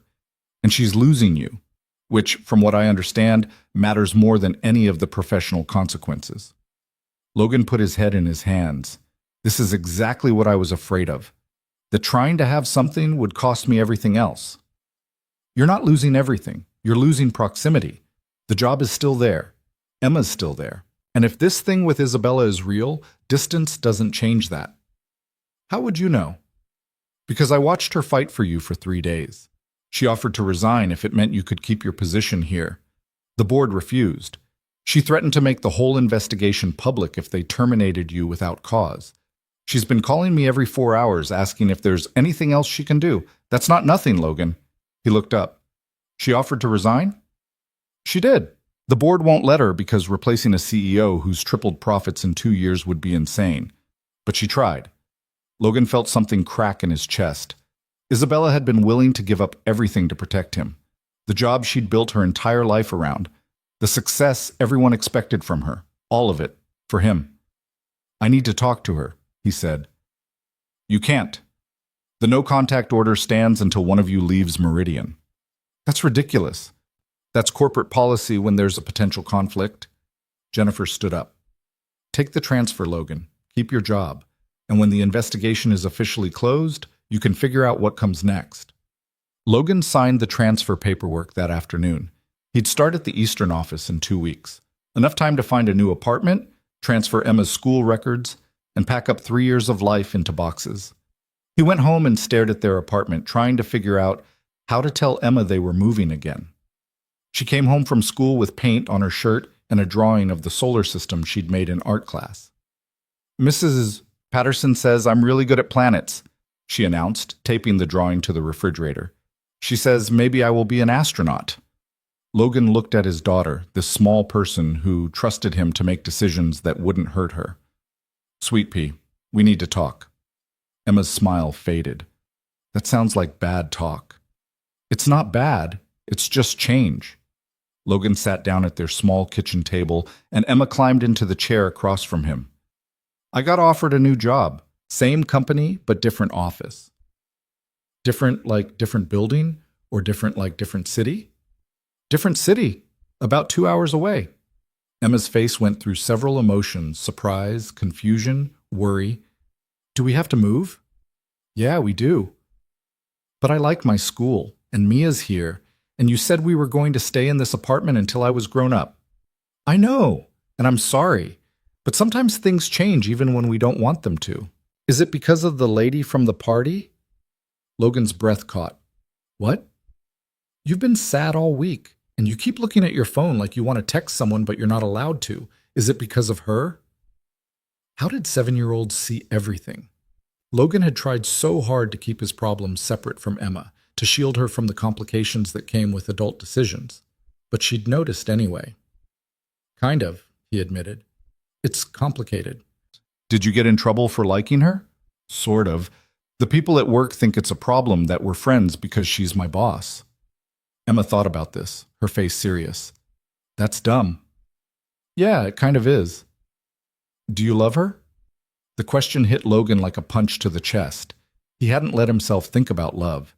They'd had a few conversations, a couple dinners, moments that felt significant but hadn't been defined. But Emma was asking, and Emma deserved an honest answer. I don't know, he said carefully, but I think I could, and that scared people. Why? Because sometimes when things look different from what people expect, they get uncomfortable, and they make rules to keep everything the same. Emma picked at the edge of the table, processing. I don't want to move. I know. But if we have to move, will we be okay? Logan reached across the table and took her small hand. We'll be okay. We're always okay together. Promise? Promise. Emma nodded slowly, accepting this the way kids did when they trusted their parents to not lie to them. Can I bring all my books? All of them. And can I still video chat with Mia? Every day if you want. Okay. She slid off her chair. I'm going to start packing my room. She walked away, shoulders squared, already preparing for the change Logan had forced on both of them. He sat at the table alone, feeling like the worst father in the world. His phone buzzed. A text from an unknown number. This is Jennifer Torres. Miss Vaughn asked me to tell you she's sorry. She knows what this is costing you, and she wants you to know that if you need anything, help finding an apartment, moving costs, anything, she'll provide it. No strings. Logan stared at the message. Isabella couldn't even contact him directly. Had to go through her lawyer to tell him she was sorry. He typed back, tell her I don't blame her, and tell her I need to see her before I leave. The response came 10 minutes later. She said the same thing. I'll work on making it happen. They met at the park again. Jennifer Torres arranged it, picking a time when they were both technically off the clock so no one could accuse them of meeting on company time. Sunday afternoon, cloudy and cold, barely anyone around. Isabella was already there when Logan arrived. She stood by the fountain wearing a black coat that made her look small against the gray sky. When she saw him, her expression crumbled into something that looked like relief and pain mixed together. They met in the middle of the plaza, stopping a few feet apart. Hi, Isabella said. Hi. Neither moved closer. It felt like there was an invisible line between them now, drawn by HR policies and investigations and the weight of everything that had gone wrong. I'm sorry, Isabella said. Her voice was rough, like she'd been crying. I'm so sorry, Logan. This is my fault. I should have been more careful. I should have... Stop. Logan stepped forward, closing the distance. You didn't do this. Someone else did. Someone who decided what we had was wrong without knowing anything about it. But I'm the CEO. I should have known better. I should have protected you. I'm a grown man. I don't need protecting. I made my own choices. Choices that are costing you everything. Not everything, just proximity. Isabella's eyes were red. I offered to resign. Did Jennifer tell you? She told me. They wouldn't let me. Said it would look like an admission of guilt. Said it would damage the company's reputation more than just disciplining both of us and moving on. She laughed bitterly. Everything I've built, and I can't even fall on my sword properly. I don't want you to fall on your sword. I just want... Logan stopped, not sure how to finish that sentence. What do you want? I want to rewind 3 weeks. I want to not go to that party. I want to keep living my small, safe life where nothing bad happens because nothing good happens either. Do you really want that? Logan looked at her. Isabella was watching him with an expression that was completely open, completely vulnerable. The Ice Queen had melted entirely, leaving only this woman who looked like she'd been hollowed out by guilt and regret. No, he said honestly. I don't want that, but I don't know what I want instead. Do you want me? The question hung between them. Logan thought about Emma packing her room, about leaving the only stability they'd had in 3 years, about starting over again because he'd wanted something more than just survival. And he thought about Isabella sitting in the park looking at him like he was the only person who'd ever seen her as human, about conversations that felt real in a way nothing else had, about the possibility that maybe two broken people could build something together that worked. Yes, he said, I want you. But I don't know if that's enough. What would be enough? Knowing that this was worth it. That we're not just two lonely people making terrible decisions because we're desperate for connection. Isabella flinched. Is that what you think we are? I don't know. We barely know each other. We've had, 3 real conversations? And now I'm moving 2 hours away, and Emma's losing her school and her friends. And I'm trying to figure out if what we have is real, or if I just convinced myself it was because I wanted it to be. It's real for me. How do you know? Because I've spent 3 days fighting for you. Because the board threatened my position and I didn't care. Because I've built my entire life around being perfect and controlled. And now I'm standing in a park crying in front of the one person who was supposed to stay professional. Her voice broke. Because I'm terrified you're going to walk away, and I'll go back to being alone, and I won't survive it this time. Logan's chest ached. Isabella, I know it's not fair to put that on you. I know you have Emma to think about and your job and all the things that matter more than whatever this is between us. But I need you to know that this isn't nothing to me. You're not nothing to me. They stood facing each other, 2 feet apart, close enough to touch but separated by everything that had gone wrong. What do we do? Logan asked quietly. I don't know, but I don't want to give up. Even if it means seeing each other once a month? Even if it means hiding what we have because people are watching for us to slip up? Yes. Even then. Why? Because before you, I forgot what it felt like to want something that wasn't about achievement or success or proving I could do what everyone expected. I forgot that I was allowed to be human, and I don't want to forget again. Logan reached out slowly, giving her time to pull away. She didn't. His hand found hers, their fingers lacing together in a gesture that felt both familiar and terrifying. I leave in 2 weeks, he said. I know. We don't talk until then. Investigation's not officially closed. I know. And after that, we're 2 hours apart. Different offices, no overlap. We'd have to make this work with whatever time we can steal. I know. Logan pulled her closer until there was no space between them, until he could feel her trembling against him. This is crazy. Completely insane, Isabella agreed. We're going to fail. Probably. But we're trying anyway? She pulled back just enough to look at him, her dark eyes steady despite the tears. We're trying anyway. Logan kissed her forehead, gentle and careful, the first real physical contact beyond holding hands. Isabella's breath hitched, her hands gripping his jacket like she was afraid he'd disappear. They stood like that for a long time, holding each other in a park, while the city moved around them, and the sky threatened rain, and everything about their situation remained completely impossible. But impossible had never stopped either of them before. The 2 weeks passed faster than Logan wanted. He found an apartment near the Eastern office, small but clean, with a second bedroom for Emma. He transferred her school records, set up video chats with Mia, and tried to make the move sound like an adventure instead of a consequence. At work, people whispered, but no one said anything directly. Logan finished his projects, documented his processes for whoever would replace him, and avoided anywhere Isabella might be. He didn't see her again before he left. On his last day, Marcus helped him carry boxes to his car. You're really doing this, Marcus said. No choice. There's always a choice. Not one that lets me keep my job and see her too. Marcus leaned against the car. For what it's worth, I think you did the right thing. Not many people would fight for something real in a world that wants everything to be transactional. I'm not sure we won yet. You're still fighting. That counts for something. Logan drove away from Meridian Industries without looking back. Emma sat in the passenger seat with her stuffed rabbit, watching the city disappear through the window. Are we going to be okay? She asked. Logan reached over and squeezed her hand. Yeah, Sweet Pea. We're going to be okay. He wasn't sure if he believed it, but he said it anyway because that's what parents did. They promised things would be okay even when everything was falling apart, and then they worked like hell to make those promises true.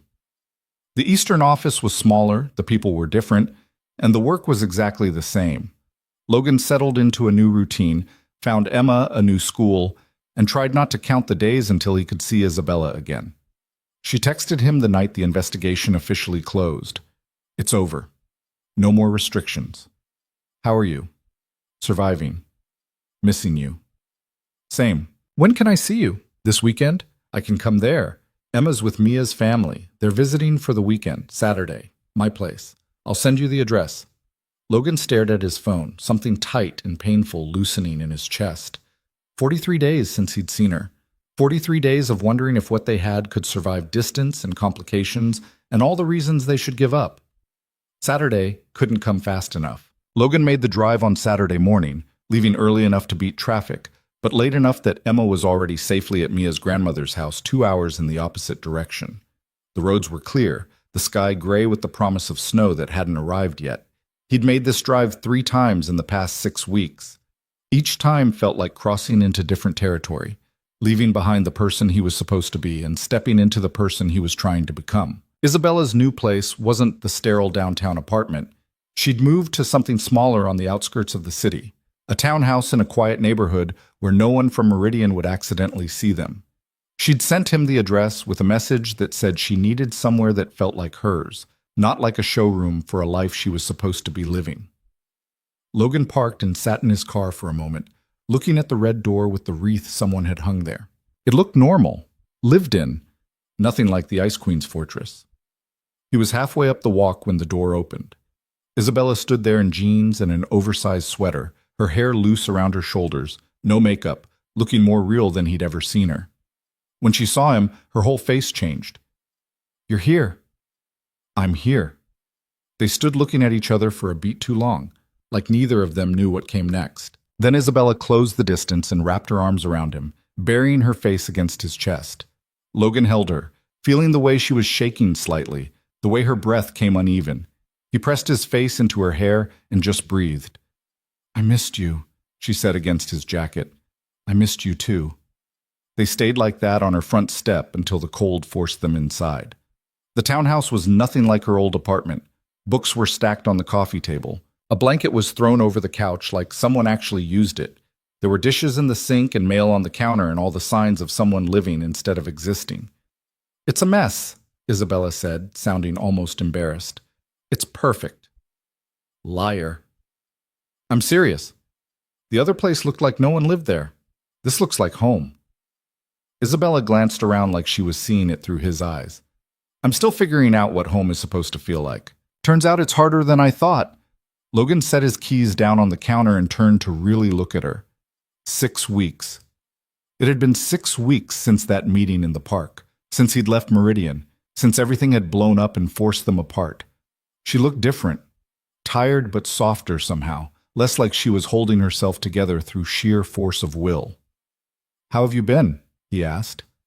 Honest answer or polite answer? Honest. Isabella leaned against the counter, her arms crossed like she was protecting herself. "It's been hell. The board watches everything I do now. Every decision gets questioned. Every meeting feels like a test I'm supposed to pass. And I come home to this place that's supposed to feel like mine, but mostly just feels empty." "I'm sorry."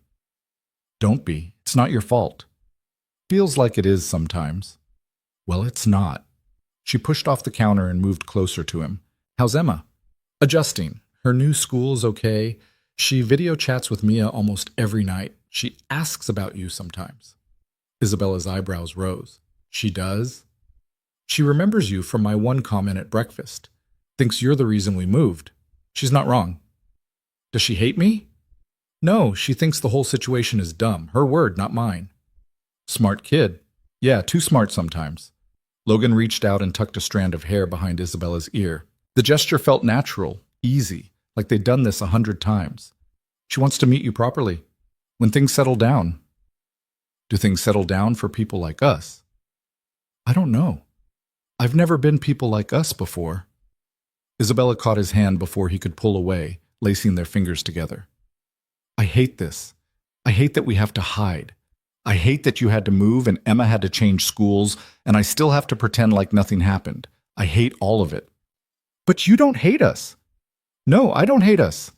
Logan pulled her closer until there was no space between them. "Then we keep going. We figure it out." "How? You're 2 hours away. We see each other once every 2 weeks if we're lucky. Emma needs you. Your job needs you. Where do I fit in all of that?" "Here." Logan put his hand over her heart. "You fit here. And maybe that's enough for now." Isabella's eyes got wet. Is it enough for you? I don't know, but I know I'm not ready to give up yet. She kissed him then, hard and desperate, like she was trying to prove something or maybe just feel something that wasn't complicated. Logan kissed her back, his hands tangling in her hair, pulling her closer until he could feel her heartbeat against his chest. They broke apart, breathing hard. I should have done that 6 weeks ago, Isabella said. In the park with Jennifer Torres watching from her car. That would have gone great. Worth it. Logan laughed despite everything. You're crazy. About you. Yes. They moved to the couch, sitting close, Isabella's head on his shoulder. For a while they just sat there, not talking, just existing in the same space. Logan had forgotten what this felt like, having someone who wanted him there not because he was useful or needed, but just because he was him. Tell me about the new job, Isabella said eventually. It's fine. Same work, different building. My supervisor is decent. The commute is shorter, which is good for Emma. That's the most boring description I've ever heard. What do you want me to say? That it's thrilling? It's logistics, Isabella. It's spreadsheets and route optimization. It's never been thrilling. But you're good at it. I'm adequate at it. You saved the company $40,000 with one report. That's more than adequate. Logan shifted so he could see her face. How do you remember that? Because I pay attention to things that matter. And you matter. The words settled between them, heavy and significant. The board thinks I'm compromised, Isabella said quietly. They think my judgment is affected because of what happened. One of them suggested I step down temporarily, let someone else run things while I sort out my personal life. Logan's jaw tightened. What did you say? I told them I'd tripled their portfolios in 2 years, and if they wanted to question my judgment, they could do it while watching profits continue to rise, or they could find a new CEO. They backed down. But they're still watching. Like hawks, waiting for me to slip up so they can say I told you so. She turned her head to look at him. Do you know what the worst part is? Part of me thinks they're right. Part of me thinks I did compromise everything by getting involved with you. Do you regret it? That's the thing, I don't. I keep waiting to regret it, and I just don't. Logan kissed the top of her head. Good, because I don't either. They spent the day doing nothing important. They made lunch together, Isabella burning the grilled cheese while Logan rescued it and made fun of her cooking skills. They watched a movie neither of them paid attention to. They talked about Emma's latest space obsession and Isabella's ongoing battle with the board and all the small mundane things that made up their separate lives. It felt normal, almost easy, like they were just two people who cared about each other figuring out how to be together. Around 6, Logan's phone rang. Emma's face filled the screen. Hey, Sweet Pea. Daddy, guess what?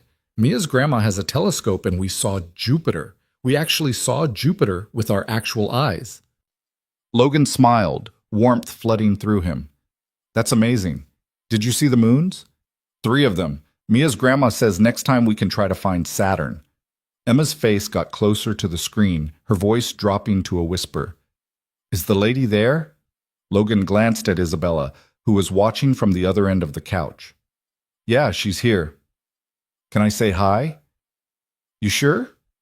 Daddy, I'm not a baby. I know you have a girlfriend. Logan tried not to choke. I never said that. You didn't have to. Are you going to let me say hi or not? He turned the phone so Isabella was in frame. Emma, this is Isabella. Isabella, this is Emma. Emma waved enthusiastically. Hi, Daddy talks about you a lot. Isabella's smile was genuine and slightly terrified. He talks about you too. Congratulations on seeing Jupiter. Thanks. Daddy, you should bring her next time. Mia's grandma says anyone who wants to look at space is welcome. We'll see, Em. That means no. Emma rolled her eyes in a way that was far too mature for 7. Okay, I have to go. Mia's grandma is making cookies. Love you. Love you too. The call ended. Logan set his phone down and found Isabella staring at him. She knows about me, Isabella said. She's observant. Told you she was too smart. What does she think about us? She thinks the situation is dumb, but she's willing to meet you if I stop being weird about it. Logan ran a hand through his hair. I didn't tell her details, just that I have a friend who I care about and things got complicated at work. And she's okay with that? She wants me to be happy. She's been worried about me for 3 years. I think she's just relieved I'm talking to another adult who isn't her teacher or Mia's mom. Isabella was quiet for a moment. I've never dated anyone with kids before. Is that a problem? No, it's just different. You're not just thinking about what you want. You're thinking about what's best for her, and I don't know if I'm what's best for either of you. Logan moved closer, taking her hand. You want to know what Emma said when I told her we had to move?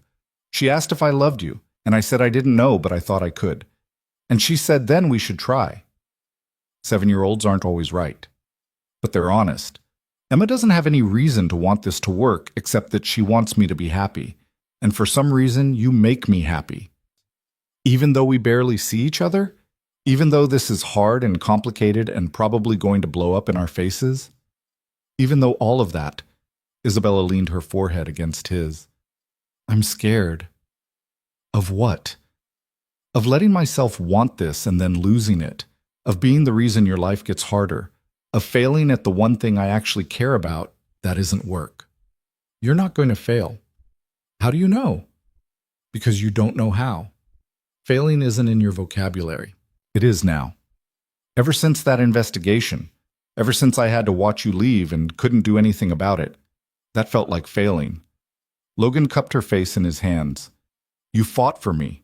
You offered to resign. You hired me a lawyer. That's not failing. That's showing up even when it costs you everything. It wasn't enough. It was everything. They kissed again, slower this time, less desperate and more certain. Logan felt something shift inside him, some piece clicking into place. This woman, this impossible, complicated woman who'd turned his life upside down. He was falling for her. Had already fallen, if he was being honest, and that terrified him more than anything else. Logan left Sunday morning, the drive back feeling longer than it should have. His phone rang when he was halfway home. Marcus. You busy? Marcus asked. Driving. What's up? You need to hear this. There's talk at the office. Logan's stomach dropped. What kind of talk? The kind that says someone's gunning for Vaughn, and they're using you to do it. What are you talking about? David Chen, you remember him? VP of Operations. Real ambitious, been trying to get board support to expand his role. Apparently he was the one who filed the complaint about you and Vaughn. Logan's hands tightened on the steering wheel. How do you know? His assistant got drunk at a happy hour and started talking. Said Chen was furious when he saw you two at the party. Thought Vaughn was being reckless. Saw an opportunity to make her look bad to the board. That was 6 weeks ago. Why are you telling me now? Because he's not done. He's been feeding information to board members, questioning her decisions, suggesting she's distracted. And he's been asking questions about where you went, what you're doing at the Eastern office, whether you two are still in contact. Logan felt sick. He's investigating us? Looks like it. And if he finds anything, any proof you two are still seeing each other, he's going to use it to push her out. Why? What does he get out of it? If Vaughn steps down, he's next in line for CEO. He's been positioning himself for months. You and Vaughn just gave him the ammunition he needed. Logan pulled over to the side of the road, his mind racing. Does Isabella know? I don't know, but you should tell her, and you should both be careful. Chen's got resources. If he wants to find dirt, he'll find it. After the call ended, Logan sat in his car staring at nothing. They'd been careful. They'd followed the rules. They'd done everything they were supposed to do to keep their relationship private and separate from work. But if someone was actively looking for evidence, how long before they found something? A credit card charge showing Logan in her neighborhood. Security footage of him coming and going from her townhouse. Something small that could be twisted into proof of continued fraternization. He called Isabella. Hey, I was just thinking about... We have a problem, Logan interrupted. David Chen. He's the one who reported us. And he's still investigating. The silence on the other end was heavy. How do you know? Isabella asked finally. Logan explained what Marcus had told him. When he finished, Isabella was quiet for so long he thought the call had dropped. Isabella? I'm here. I'm just thinking. Her voice was controlled, back to CEO mode. Chen's been a problem for months. I knew he wanted my position. I didn't know he was willing to use you to get it. What do we do? You don't do anything. You stay at the Eastern office, do your job, and keep your distance from me. That's not a solution. It's the only solution. If Chen's watching, we can't give him anything to find. That means no more weekend visits, no calls unless they're about work, nothing that can be used against us. Logan's chest felt tight. So we just stop? After everything? We pause. Until I can deal with Chen. How are you going to deal with him? I'm going to do what I do best. I'm going to outmaneuver him. Her voice was sharp, determined. Chen wants me to look weak. He wants the board to think I'm distracted and compromised. So I'm going to show them exactly how focused I am. I'm going to make myself indispensable. And then I'm going to make sure Chen has bigger problems than my personal life. That sounds like war. It is war. And I don't lose wars. Logan believed her. Isabella Vaughn hadn't become CEO by being soft. She'd built an empire by being smarter, faster, and more ruthless than anyone else in the room. But it also meant putting their relationship on hold. Again. How long? He asked. I don't know. A month? Maybe 2. However long it takes to neutralize the threat. And then what? Then maybe we can breathe again. Logan closed his eyes. I hate this. I know. I hate it too. Her voice softened slightly. But I'm not giving up on us. I'm just protecting what we have until it's safe to have it. What if it's never safe? Then we'll deal with that when we get there. But right now, we deal with Chen. They said goodbye and Logan sat in his car on the side of the road, feeling like he'd just lost something he'd barely started to have. The next 6 weeks were exactly as miserable as Logan expected. No calls except one awkward work-related conversation about a shipping route that could have been an email. No texts beyond a single message from Isabella that said she was handling things. No weekend visits, no stolen moments, nothing. At the Eastern office, Logan threw himself into work. Optimized routes no one asked him to optimize. Took on projects outside his scope. Stayed late when Emma was with Mia's family and went home to an empty apartment that still didn't feel like home. Emma noticed. You're sad again, she said one night over dinner. I'm fine. You say you're fine, but you're not eating, and you keep staring at your phone. I'm just busy with work. Is Isabella okay? Logan looked at his daughter. Why do you ask? Because you haven't talked to her in forever, and you look like you did after Mom died. Like you're here, but you're not really here. The observation hit him harder than it should have. I'm here, Sweet Pea, I promise. But you miss her. Yeah, I miss her. Can you call her? It's complicated. Everything's always complicated with adults. Emma poked at her pasta. Mom used to say that love isn't supposed to be easy, but it's supposed to be worth it. Is Isabella worth it? Logan's throat felt tight. Yes. Then why aren't you fighting for her? I am fighting for her. Just not in a way you can see. Emma gave him a look that said she didn't believe him but wasn't going to argue. She was getting better at that, knowing when to push and when to let things go. Logan's phone rang. Unknown number. Hello? Mr. Reed, this is Jennifer Torres. We need to talk. Logan's heart sank. What happened? David Chen filed a formal complaint with the board. He has photos of your car parked at Mrs. Vaughn's townhouse. He's claiming continued fraternization in violation of the separation agreement. We weren't violating anything. The investigation was closed. The investigation closed with the understanding that the relationship ended. Chen's arguing that you continued seeing each other, which constitutes deception. What does that mean for Isabella? The board is calling an emergency meeting. They're discussing her removal. Logan felt like the floor had dropped out from under him. They can't do that. They can if they decide she's become a liability. Chen's been building his case for weeks. He has board members convinced that Ms. Vaughn is too personally involved to lead effectively. What do I do? You tell the truth. If they call you in, you tell them exactly what happened. When you saw her, how often, whether anything inappropriate occurred. And if the truth isn't enough? Jennifer was quiet for a moment. Then we hope Ms. Vaughn is as good at defending herself as she is at everything else.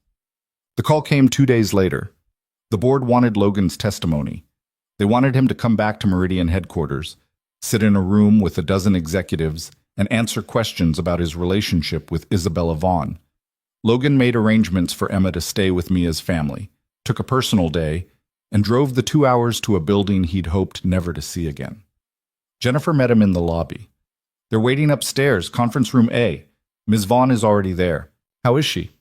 Calm, controlled. Everything you'd expect. Jennifer straightened his tie, even though it was already straight. Just tell the truth. Don't embellish. Don't get defensive. Just facts. Logan nodded and followed her to the elevator. The conference room was exactly what he expected. Long table, expensive chairs, floor-to-ceiling windows showing the city below. 12 board members sat along the sides. David Chen sat at one end, looking smug. And at the other end was Isabella. She looked tired. Her suit was perfect. Her hair pulled back, her expression neutral. But Logan could see the exhaustion in her eyes, the tension in her shoulders.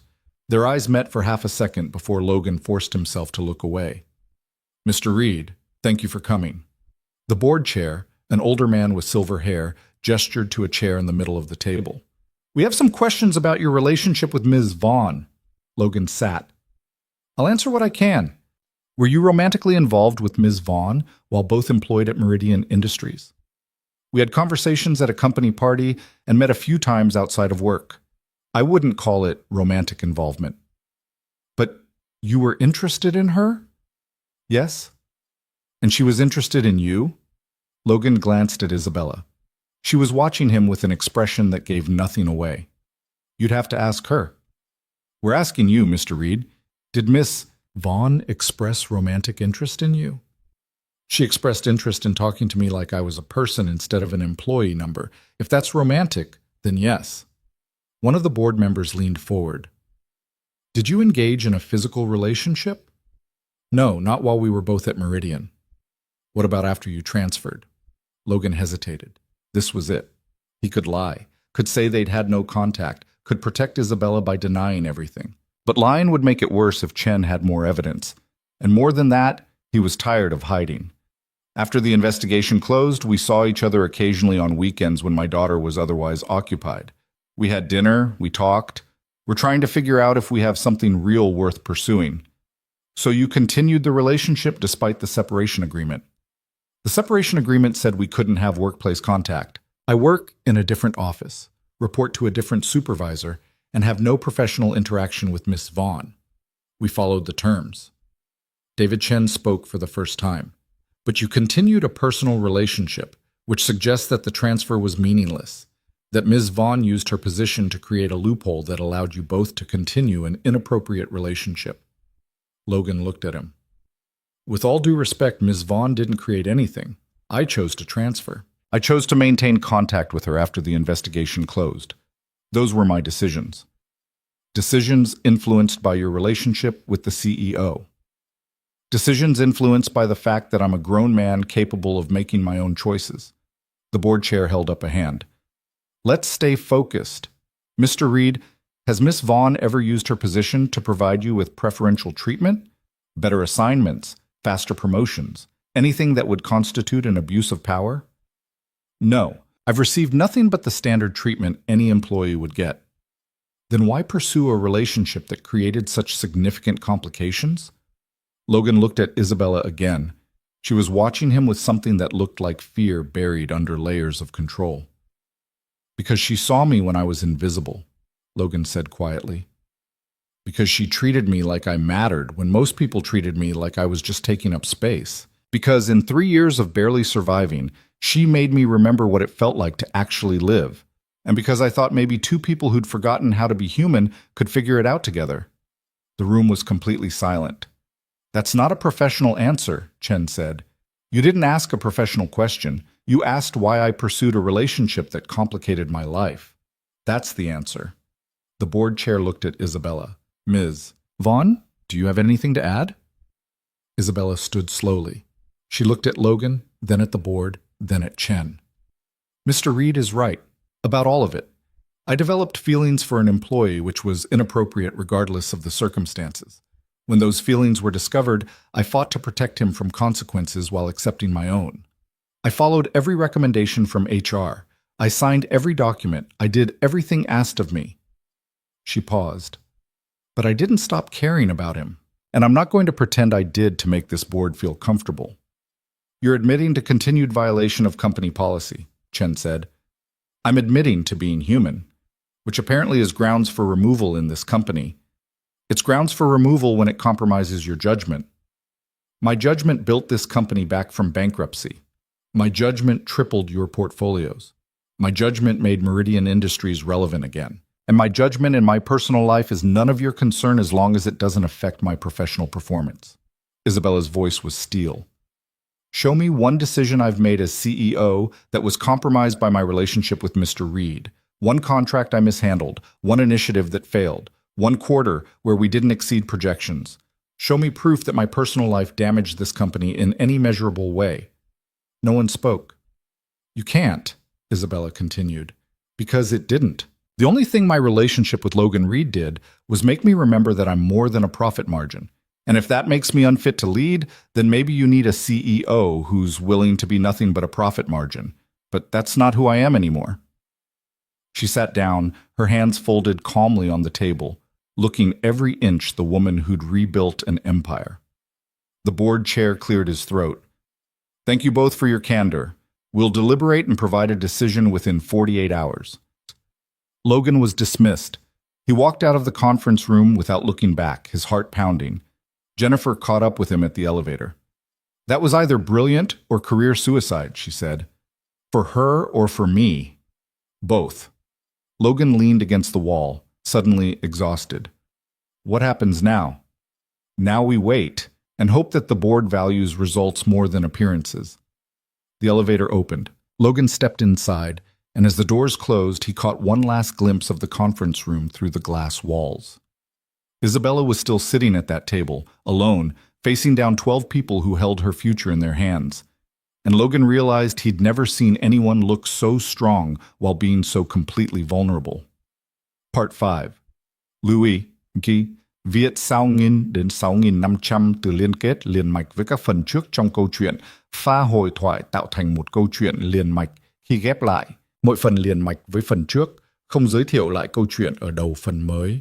Liên kết các phần của câu chuyện một cách liền mạch. Sử dụng câu chuyện tiếp giữa các phần, duy trì chủ đề, tránh ngắt quãng đột ngột, không sử dụng gạch đầu dòng hoặc tiêu đề phụ, phong cách kể chuyện Mỹ, Hoa Kỳ, giống văn giàu cảm xúc, kể theo ngôi thứ ba, giữ đồ kịch tính không viết lan man, nhân vật không hoàn hảo, hội thoại tự nhiên, tránh ngôn ngữ văn chương sáo rơi và cụm từ AI điển hình. Viết như nhà văn chuyên nghiệp, không như AI cố gắng nghe sang. Có yếu tố con người, cầm miêu tả qua mượt mà và hoàn hảo. Phần 5 giải quyết hết vấn đề và kết thúc trọn vẹn câu chuyện. Câu chuyện không nhắc đến Chúa, lưu ý trả lời trong mục tin nhắn không nhảy sang document, chỉ dần bắt buộc, không được xuất hiện trong nội dung truyền. Đây là một câu chuyện điện ảnh hoàn toàn hư cấu được tạo ra chỉ nhằm mục đích giải trí, không đề cập hay ngụ ý rằng nó dựa trên sự kiện có thật, người thật hoặc câu chuyện có thật. Không sử dụng các cụm từ như dựa trên một câu chuyện có thật, theo ghi chép hoặc bất cứ điều gì tương tự. Tất cả các nhân vật, địa điểm, tổ chức và sự kiện phải hoàn toàn hư cấu. Showmore 13 giờ 57 phút, Part 5. Logan didn't hear anything for 3 days. 3 days of going through the motions at work, picking Emma up from school, making dinner, pretending everything was fine while his phone sat silent on the counter, mocking him. Jennifer had said 48 hours. It had been 72. On Thursday evening, while Emma was doing homework at the kitchen table, Logan's phone finally rang. Jennifer. They made a decision, she said without preamble. Logan's hand tightened on the phone. And? Isabella keeps her position. The board voted 8-4 in her favor. They released a statement saying that while her conduct showed poor judgment, her professional performance has been exemplary and doesn't warrant removal. Logan felt something loosen in his chest. What about Chen? He's been placed on administrative leave pending an internal review. Turns out he wasn't just investigating you and Isabella. He'd been collecting information on several board members, trying to build leverage. When that came to light during deliberations, it didn't help his case. So it's over? Jennifer was quiet for a moment. The board fight is over, but there are conditions. What kind of conditions? Isabella agreed to maintain strict professional boundaries. No involvement with employees, No situations that could be perceived as conflicts of interest. And you need to stay at the Eastern office. No transfers back to headquarters for at least 2 years. That's it? That's it. You're both free to continue your relationship outside of work, but inside Meridian, you're strangers. After the call ended, Logan sat at the kitchen table staring at his phone. She'd kept her job. She'd won, and they could keep seeing each other without looking over their shoulders waiting for the next investigation. It should have felt like victory. Daddy? Emma was watching him. Is everything okay? Yeah, Sweet Pea, everything's okay. You don't look okay. Logan set his phone down. How do you always know? Because you do this thing with your face when you're worried.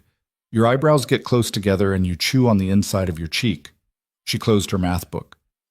Is it about Isabella? When did you get so observant? I've always been observant. You just never noticed because you were too busy being worried. She came around the table and leaned against him. Is she in trouble? She was, but she's okay now. Are you in trouble? No. Then why do you still look sad?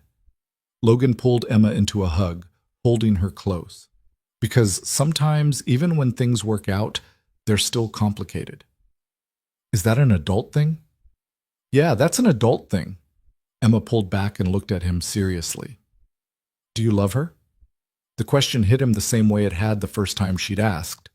But this time Logan knew the answer. Yeah, I do. Then you should tell her. Mom always said that love is too important to keep quiet about. Logan's eyes stung. Your mom was right. She usually was. Emma smiled, that gap-toothed grin that made her look exactly like Sarah. So are you going to tell her? Maybe. If she'll listen. She'll listen. You're a good dad. That makes you a good person, and good people deserve good things. Logan kissed the top of her head, wondering when his 7-year-old had gotten wise enough to teach him lessons about life. His phone buzzed. A text from Isabella. I heard from Jennifer. Are you okay? Logan stared at the message. 3 days. 3 days of silence, and now she was asking if he was okay. He typed back. Are you? Exhausted, relieved, terrified, all of the above. We need to talk, I know. Can you come this weekend? Emma has a birthday party Saturday. Sunday? Sunday works. Same place? Yeah. The conversation ended there. Logan put his phone away and tried to focus on helping Emma with her homework, but his mind was already 2 days ahead trying to figure out what he was going to say. Sunday morning arrived cold and clear, the kind of winter day that hurt to breathe but looked beautiful doing it. Logan dropped Emma at Mia's house for what had become their regular Sunday hangout, listened to both girls plan an elaborate fort-building project, and promised to pick her up by dinner. Then he drove 2 hours through traffic that tested his patience, rehearsing conversations in his head that all sounded wrong. Isabella answered the door before he could knock. She looked different. Her hair was longer, pulled back in a loose braid. She was wearing leggings and an oversized sweater that made her look younger, more vulnerable. There were dark circles under her eyes that makeup couldn't quite hide. Hi, she said. Hi. They stood in the doorway looking at each other, neither quite sure how to bridge the gap that 3 days of silence had created. Come in. It's freezing out here. Logan followed her inside. The townhouse looked more lived in than last time. There were papers spread across the coffee table, a laptop open on the couch, signs that Isabella had been working from home. Coffee? She offered. Sure. They moved to the kitchen in the kind of awkward dance of people who weren't sure what they were to each other anymore. Isabella poured coffee with hands that shook slightly, and Logan took the mug without their fingers touching. So, Isabella said. So. That went well, she said with a bitter laugh. 3 days of silence, and we can't even manage small talk. I didn't know what to say. You went radio silent after the hearing. I needed time to think, to figure out what I wanted, what I was willing to risk. She set her coffee down. And I needed to make sure that the next time we talked, it wasn't because we were in the middle of another crisis. Is this not a crisis? I don't know. Is it? Logan set his coffee down too and turned to face her fully. You tell me. You won. You kept your job. You beat Chen, you got everything you were fighting for, so where does that leave us? That's what I've been trying to figure out. Isabella crossed her arms, that defensive gesture he recognized from the first time they'd met. The board made it clear that any hint of impropriety will end my career. No second chances, no more investigations. One wrong move and I'm done. So you're ending this. That's what you asked me here to say. No, that's not... She stopped, frustration crossing her face. I don't want to end this, but I need to know if you understand what continuing means. It means hiding. It means being careful every single time we see each other. It means you stay at the Eastern office, and I stay in headquarters, and we live separate lives that only overlap on weekends when no one's watching. I know what it means. Do you? Because I've watched you give up your apartment, your daughter's school, your whole life because of me. And now I'm asking you to keep doing it, to keep being patient while I figure out how to be the CEO everyone expects and the person you need me to be. And I don't know if that's fair. Logan stepped closer. What do you want, Isabella?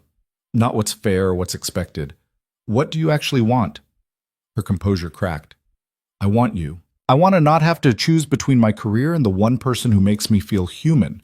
I want to wake up next to you instead of in an empty bed. I want Emma to know me as more than just the reason you had to move. I want...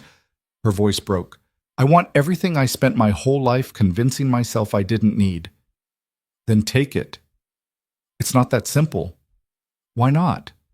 Because I don't know how to do this. I don't know how to be vulnerable and strong at the same time. I don't know how to let someone in without losing the parts of myself I need to survive. I built my entire life on being self-sufficient, and now you're asking me to depend on someone, and that terrifies me. Logan reached out and took her hand. This time she didn't pull away. I'm not asking you to depend on me. I'm asking you to let me stand next to you. There's a difference. Is there? Yeah, depending on someone means you fall apart when they're not there. Standing next to someone means you're both stronger together, but you're still whole apart. He squeezed her hand gently. I don't want you to need me, Isabella. I want you to want me. And I want you back without it feeling like I'm drowning. Are you drowning? Sometimes, when I'm driving 2 hours each way to see you for a few hours. When Emma asks why we can't all have dinner together, and I have to explain that grown-up relationships are complicated. When I lie awake at night wondering if we're fighting for something real or just the idea of something real. Isabella's eyes filled with tears. I don't want you to drown.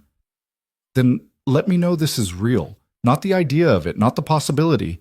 Tell me that what we have is worth all the complicated, messy parts. It's real. The words came out fierce. It's the most real thing I've ever had. But that doesn't make it easier. I don't need easy. I need honest. Isabella pulled her hand free and turned away, wrapping her arms around herself. You want honest? Fine. I'm in love with you. I've been in love with you since that night in the park when you told me I was real, and it scares me to death because I've never loved anyone like this. I've never wanted someone so much that the thought of losing them makes me physically ill. Logan's heart was pounding. Isabella, I'm not finished. She turned back to face him, tears streaming down her face. I love you, and I love that you're a father who puts his daughter first. I love that you see me as more than a title. I love that you call me on my crap, and you're honest even when it's uncomfortable. But I also know that loving you means accepting that I'm not your first priority. Emma is, and she should be, but I don't know if I can handle always being second. You're not second.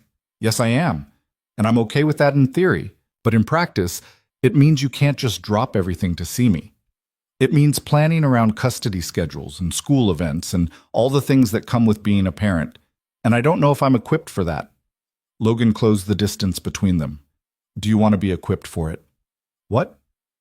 You're acting like this is something you have to accept or walk away from. But there's a third option. You could try. You could learn. You could be part of Emma's life instead of separate from it. She doesn't even know me. Then get to know her. She wants to meet you properly. Not as this abstract person who complicated her dad's life, as the woman who makes me happy. What if I'm terrible at it? Then you'll be terrible at it and we'll figure it out, together. Logan wiped tears from her face with his thumb. I'm not asking you to be her mother. I'm asking you to be present, to show up, to try. Just Isabella looked at him with an expression that was equal parts hope and fear. What if I fail? What if I screw this up and hurt you both? Then you'll screw it up and we'll deal with it. But right now you're failing by not trying at all. The words hung between them, harsh but true. Isabella let out a shaky laugh. You're not very good at comforting. I told you that at the beginning. You did. She took his face in her hands, looking at him with those dark eyes that had first caught his attention at a party that felt like years ago. I love you, even though it's terrifying and complicated and probably going to blow up in spectacular ways.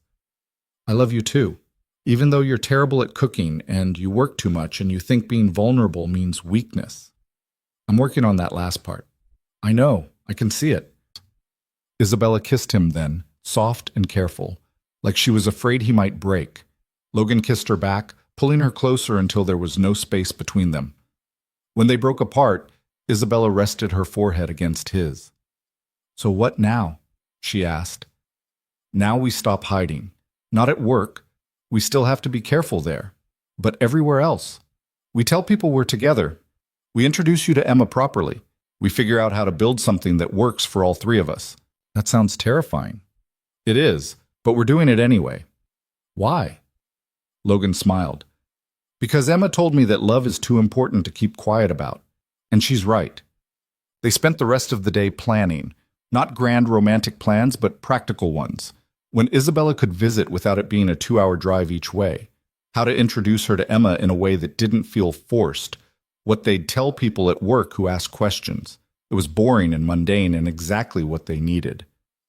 Around 4, Logan's phone rang. Mia's mom. Hey, I hate to do this, but Mia's coming down with something. Can you pick Emma up early? Of course. I'll be there in 20 minutes. He hung up and looked at Isabella. Emma's sick. I need to go. I'll come with you.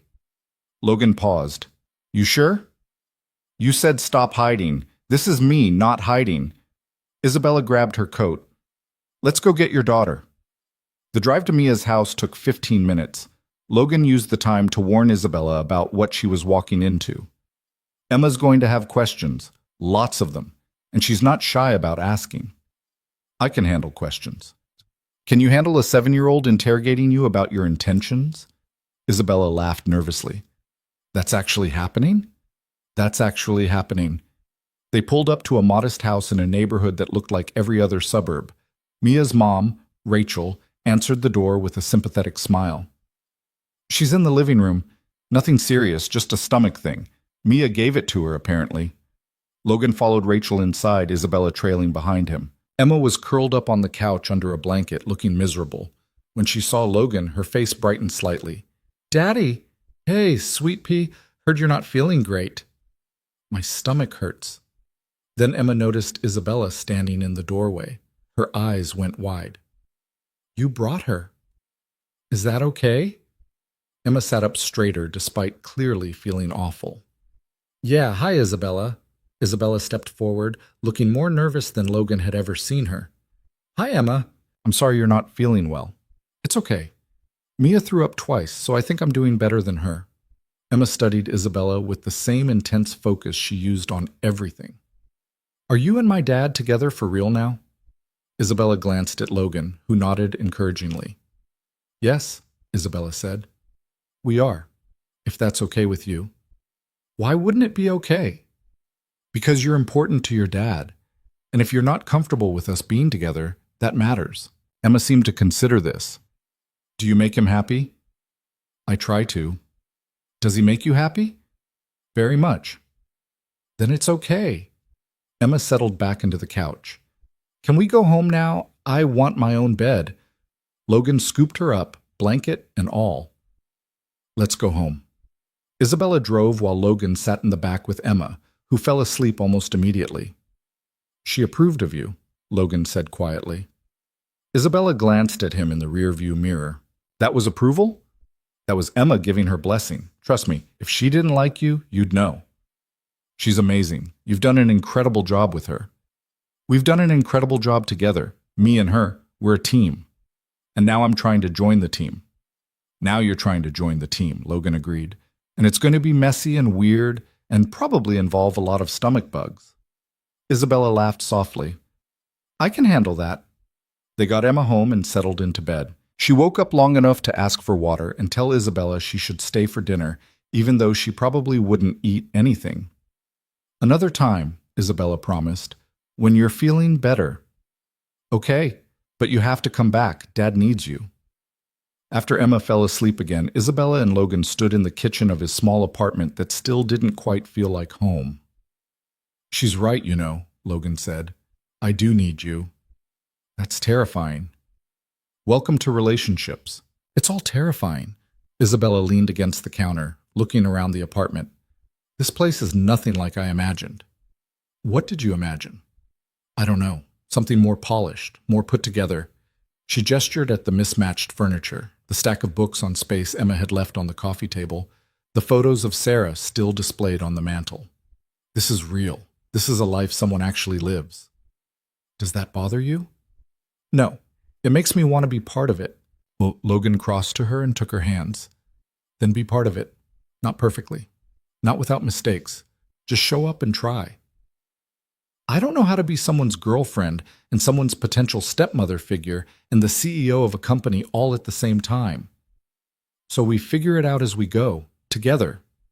Isabella looked up at him, vulnerability written across every feature. What if I'm terrible at this? Then you'll be terrible at it with us. And we'll love you anyway. She started crying again, but this time it looked like relief instead of fear. I'm going to hold you to that. Good. They stayed like that for a long moment, holding each other in a kitchen that smelled like the soup Logan had made earlier, with a 6-7-year-old asleep in the next room and all the complications of their lives still unsolved. But for the first time, it felt like maybe those complications didn't matter as much as the fact that they were facing them together. The next few months weren't easy. Isabella visited every other weekend, slowly integrating herself into Logan and Emma's routine. She learned that Emma liked her pasta with butter, not sauce, that she had strong opinions about which planets were underrated, that she still cried sometimes when she looked at photos of her mom but was getting better at talking about it. Emma learned that Isabella couldn't cook but could tell stories about running a company that made business sound like an adventure, that she was patient with questions and honest about things she didn't know, that she looked at Logan the way Emma remembered her mom looking at him, like he was important and worth keeping. At work, Logan excelled in ways he hadn't before. Without the weight of hiding, he found himself taking on bigger projects, speaking up in meetings, being visible in ways he'd avoided for years. His supervisor noticed, put him up for a promotion. Logan took it, even though it meant more responsibility, because it also meant more security for Emma. Isabella fought her own battles at headquarters. The board watched her closely for months, waiting for her to slip up. She didn't. She delivered record profits, launched 3 successful initiatives, and proved that her personal life hadn't compromised her professional judgment. Eventually, even the skeptics had to admit she was still the best person for the job. Chen was let go quietly, his investigation into board members becoming his own undoing. No one at Meridian talked about it directly, but everyone understood that certain lines couldn't be crossed. And slowly, carefully, Logan and Isabella built something that worked, not perfectly. There were arguments about time and priorities. Weekends when work pulled Isabella away and Emma was disappointed. Moments when Logan worried he was asking too much, or Isabella worried she was giving too little. But they showed up, both of them, imperfectly and honestly, and with the determination to make it work. A year after that disastrous Christmas party, Meridian Industries held another holiday gathering. This time, Logan didn't debate whether to attend. He put on a suit that actually fit, dropped Emma at Rachel's house with Mia, and drove to headquarters with Isabella in the passenger seat. Are you nervous? She asked. Terrified. We don't have to do this. We could skip it. No, we're done hiding. The party was in full swing when they arrived. Same top floor, same white lights, same view of the city. But everything felt different. Marcus spotted them first. His eyes went wide when he saw them walk in together, but then he grinned. About time, he called out. Other people turned to look. Some looked surprised. Some looked knowing, like they'd suspected all along. A few looked uncomfortable, but most just looked curious. Logan felt Isabella's hand find his, their fingers lacing together. Ready? She whispered, not even a little bit. They walked into the party together, not hiding, not apologizing, just existing as two people who'd decided each other was worth fighting for. People asked questions. Logan and Isabella answered honestly. They were together. They were making it work. No, it wasn't always easy, but yes, it was worth it. Some people got it, some didn't. Logan found he didn't care as much as he thought he would. Around 9, Isabella pulled him toward the windows where they'd first really talked a year ago. Can you believe it's been a year? She asked. Feels longer. Feels like we've lived 3 years and 12 months. Would you do it again, knowing everything that happened? Logan thought about the investigation, the transfer, the complications that had nearly ended everything before it started. Then he thought about Isabella's laugh when Emma told a terrible knock-knock joke, about the way they'd learned to navigate each other's lives, about this moment, standing at a party without hiding, without fear, just being. Yeah, he said, I'd do it again. Isabella smiled, that real, genuine smile that had become more common over the past year. Good, because I would too. They stood looking out at the city, at the lights and the life moving below them. A year ago, Logan had been invisible, choosing safety over everything else. Isabella had been ice, keeping everyone at a distance. Now they were just two imperfect people who'd found each other at the worst possible time and decided to make it work anyway. Logan's phone buzzed. A text from Emma, sent from Rachel's phone. Having fun! Rachel says we can make cookies. Tell Isabella I'm making one shaped like Jupiter for her. He showed Isabella the message. She laughed, that full, genuine laugh that made everything worth it. Jupiter cookies. That's a thing now? Apparently. Your daughter is wonderful. Our daughter, Logan corrected gently. If you want her to be. Isabella's eyes got bright. Yeah? She asked me last week if you were going to be her stepmom someday. I told her I didn't know, but I hoped so. She said she hoped so too. Logan, I'm not proposing, not yet, not here. But I want you to know that this isn't temporary for me. Emma isn't temporary. You being part of our lives isn't temporary. This is real and permanent, and I want to build a future that includes all three of us. Isabella kissed him right there in front of the windows with half the company watching, and Logan kissed her back, not caring who saw, not caring what anyone thought, because they'd already survived the worst, the investigations, the separation, the fear that what they had couldn't survive reality. And they'd come out the other side still standing, still together, still choosing each other even when it was hard. Marcus appeared beside them, grinning. So I'm guessing you two are official now. What gave it away? Logan asked. The fact that you just kissed your boss at a company party. Again. Isabella laughed. I'm not his boss anymore. Different office, remember? Right, which means this is actually allowed now. Isabella agreed. They stayed at the party for another hour, talking to people who were genuinely happy for them and avoiding people who weren't. At 10, they left together, Logan's hand in Isabella's, walking out of Meridian Industries as partners instead of secrets. On the drive back to Logan's apartment, Isabella was quiet. You okay? Logan asked. I'm thinking about how different everything is from a year ago, how scared I was, how lonely, how convinced I was that wanting anything beyond work made me weak. And now? Now I know that wanting more doesn't make you weak. It makes you brave. And I'm grateful I was brave enough to want you. Logan pulled into his parking spot and turned to look at her. We still have to figure out living situations, and what we tell people at work going forward, and how to handle holidays with Emma and schedules and all the boring practical stuff. I know, and it's still going to be complicated. I'm still going to be a single dad with responsibilities. You're still going to be a CEO with demands on your time.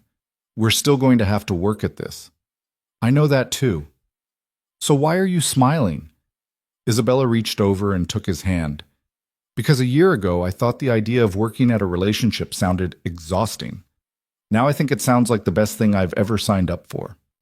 They went inside to find Rachel had brought Emma home and put her to bed. There was a note on the counter that said Emma had made it to 9:30 before crashing, and there were cookies in a container on the table. Logan opened the container. Sure enough, there was a lumpy round cookie with spots that might have been Jupiter's red spot. She really made you a Jupiter cookie, he said. Isabella picked it up carefully, looking at it like it was the most precious thing she'd ever held. I'm going to cry over a cookie. It's a very meaningful cookie. It really is. They ate cookies in Logan's kitchen at 10:30 on a Sunday night, and it felt more significant than any fancy dinner or romantic gesture ever could. This was real life.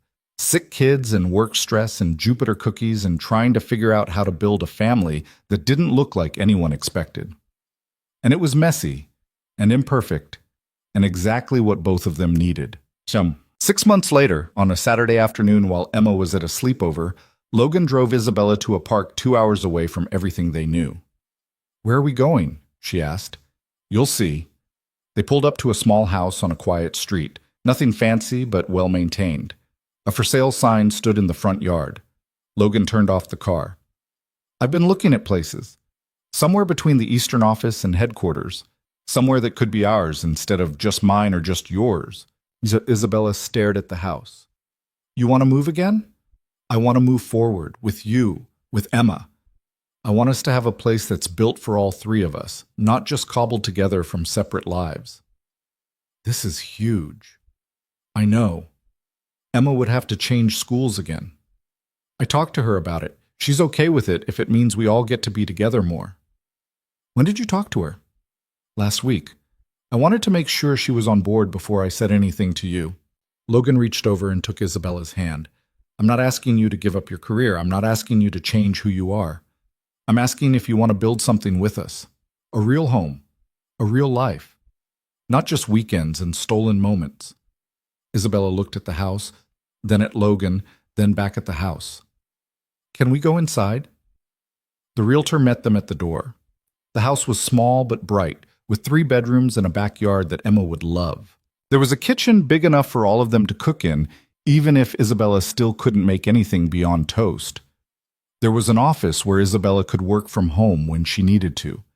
There were spaces that felt like they could become theirs. After the tour, they stood in what would be the living room. "What do you think?" Logan asked. "I think it's perfect. I think it's terrifying. I think I want it more than I've wanted anything in a long time." "Then let's do it. Let's build something real." Isabella turned to him, tears in her eyes. "Are you sure? This is a huge commitment. This is me moving in with you and Emma. This is all 3 of us trying to be a family." "I'm sure. The question is, are you?" Isabella looked around the empty room, and Logan could see her imagining it. Furniture and photos and Emma's books about space scattered on the coffee table. A life that was messy and real and theirs. "Yes," she said. "I'm sure." Logan kissed her there in the empty living room of a house that would become their home. And for the first time in 4 years, he felt like he wasn't just surviving. He was living. They both were. And they were doing it together. They moved in 3 months later. Emma got the biggest bedroom because she insisted she needed space for her growing planet collection. Isabella took the office and immediately filled it with work she could do remotely. Logan claimed the kitchen and promptly taught Isabella how to make exactly 1 meal she couldn't burn. It wasn't perfect. There were fights about whose turn it was to do dishes and whether Emma's bedtime could be negotiated and how to balance work events with family dinners. But it was real, and it was theirs. On their first night in the new house, after Emma had finally gone to sleep in a room she'd already decorated with glow-in-the-dark stars, Logan and Isabella sat on the back porch looking at nothing in particular. "Can you believe we're here?" Isabella asked. "Not really. A year and a half ago, I was convinced this was impossible." "What changed?" Logan thought about it. "I stopped choosing safe. I started choosing you. That was a terrible decision. The worst. But you don't regret it." "Not for a second." Isabella leaned her head on his shoulder. "I love you. Even though you make me eat vegetables and you're teaching Emma to negotiate like a tiny lawyer and you leave your socks everywhere. I love you too. Even though you still can't cook and you work too much and you alphabetize the spice rack because you're secretly a control freak." "I'm not secretly anything. I'm openly a control freak." "Fair point." They sat in comfortable silence, the kind that only came from knowing someone well enough to not need words to fill every moment. "Logan?" "Yeah?" "Thank you for not giving up on me. On us. Even when it would have been easier. Thank you for being worth not giving up on." Inside the house, they could hear Emma moving around, probably rearranging her planets for the 3rd time that day. It was their life now, the 3 of them. Imperfect and complicated and more real than anything Logan had imagined when he'd first decided to go to that Christmas party. He'd been looking for something that night. Not love, not a relationship, just proof that he was still a person capable of wanting more than survival. What he'd found was Isabella, and Emma's acceptance, and a future that looked nothing like the safe, predictable life he'd been trying to build. It looked better, not easier, not simpler, but better. And standing there on the porch of a house that was theirs, with a woman who'd fought for him when she could have walked away, Logan Reed realized he'd finally found what he'd been looking for since Sarah died. Not a replacement for what he'd lost, not a way to go back to who he used to be, but a way forward, a way to be Logan and a father and a partner all at once, a way to be whole again. And it had started with a notification at a Christmas party, a private message exposed for everyone to see, and a decision to take a chance on something impossible. Sometimes the impossible things were the ones most worth fighting for.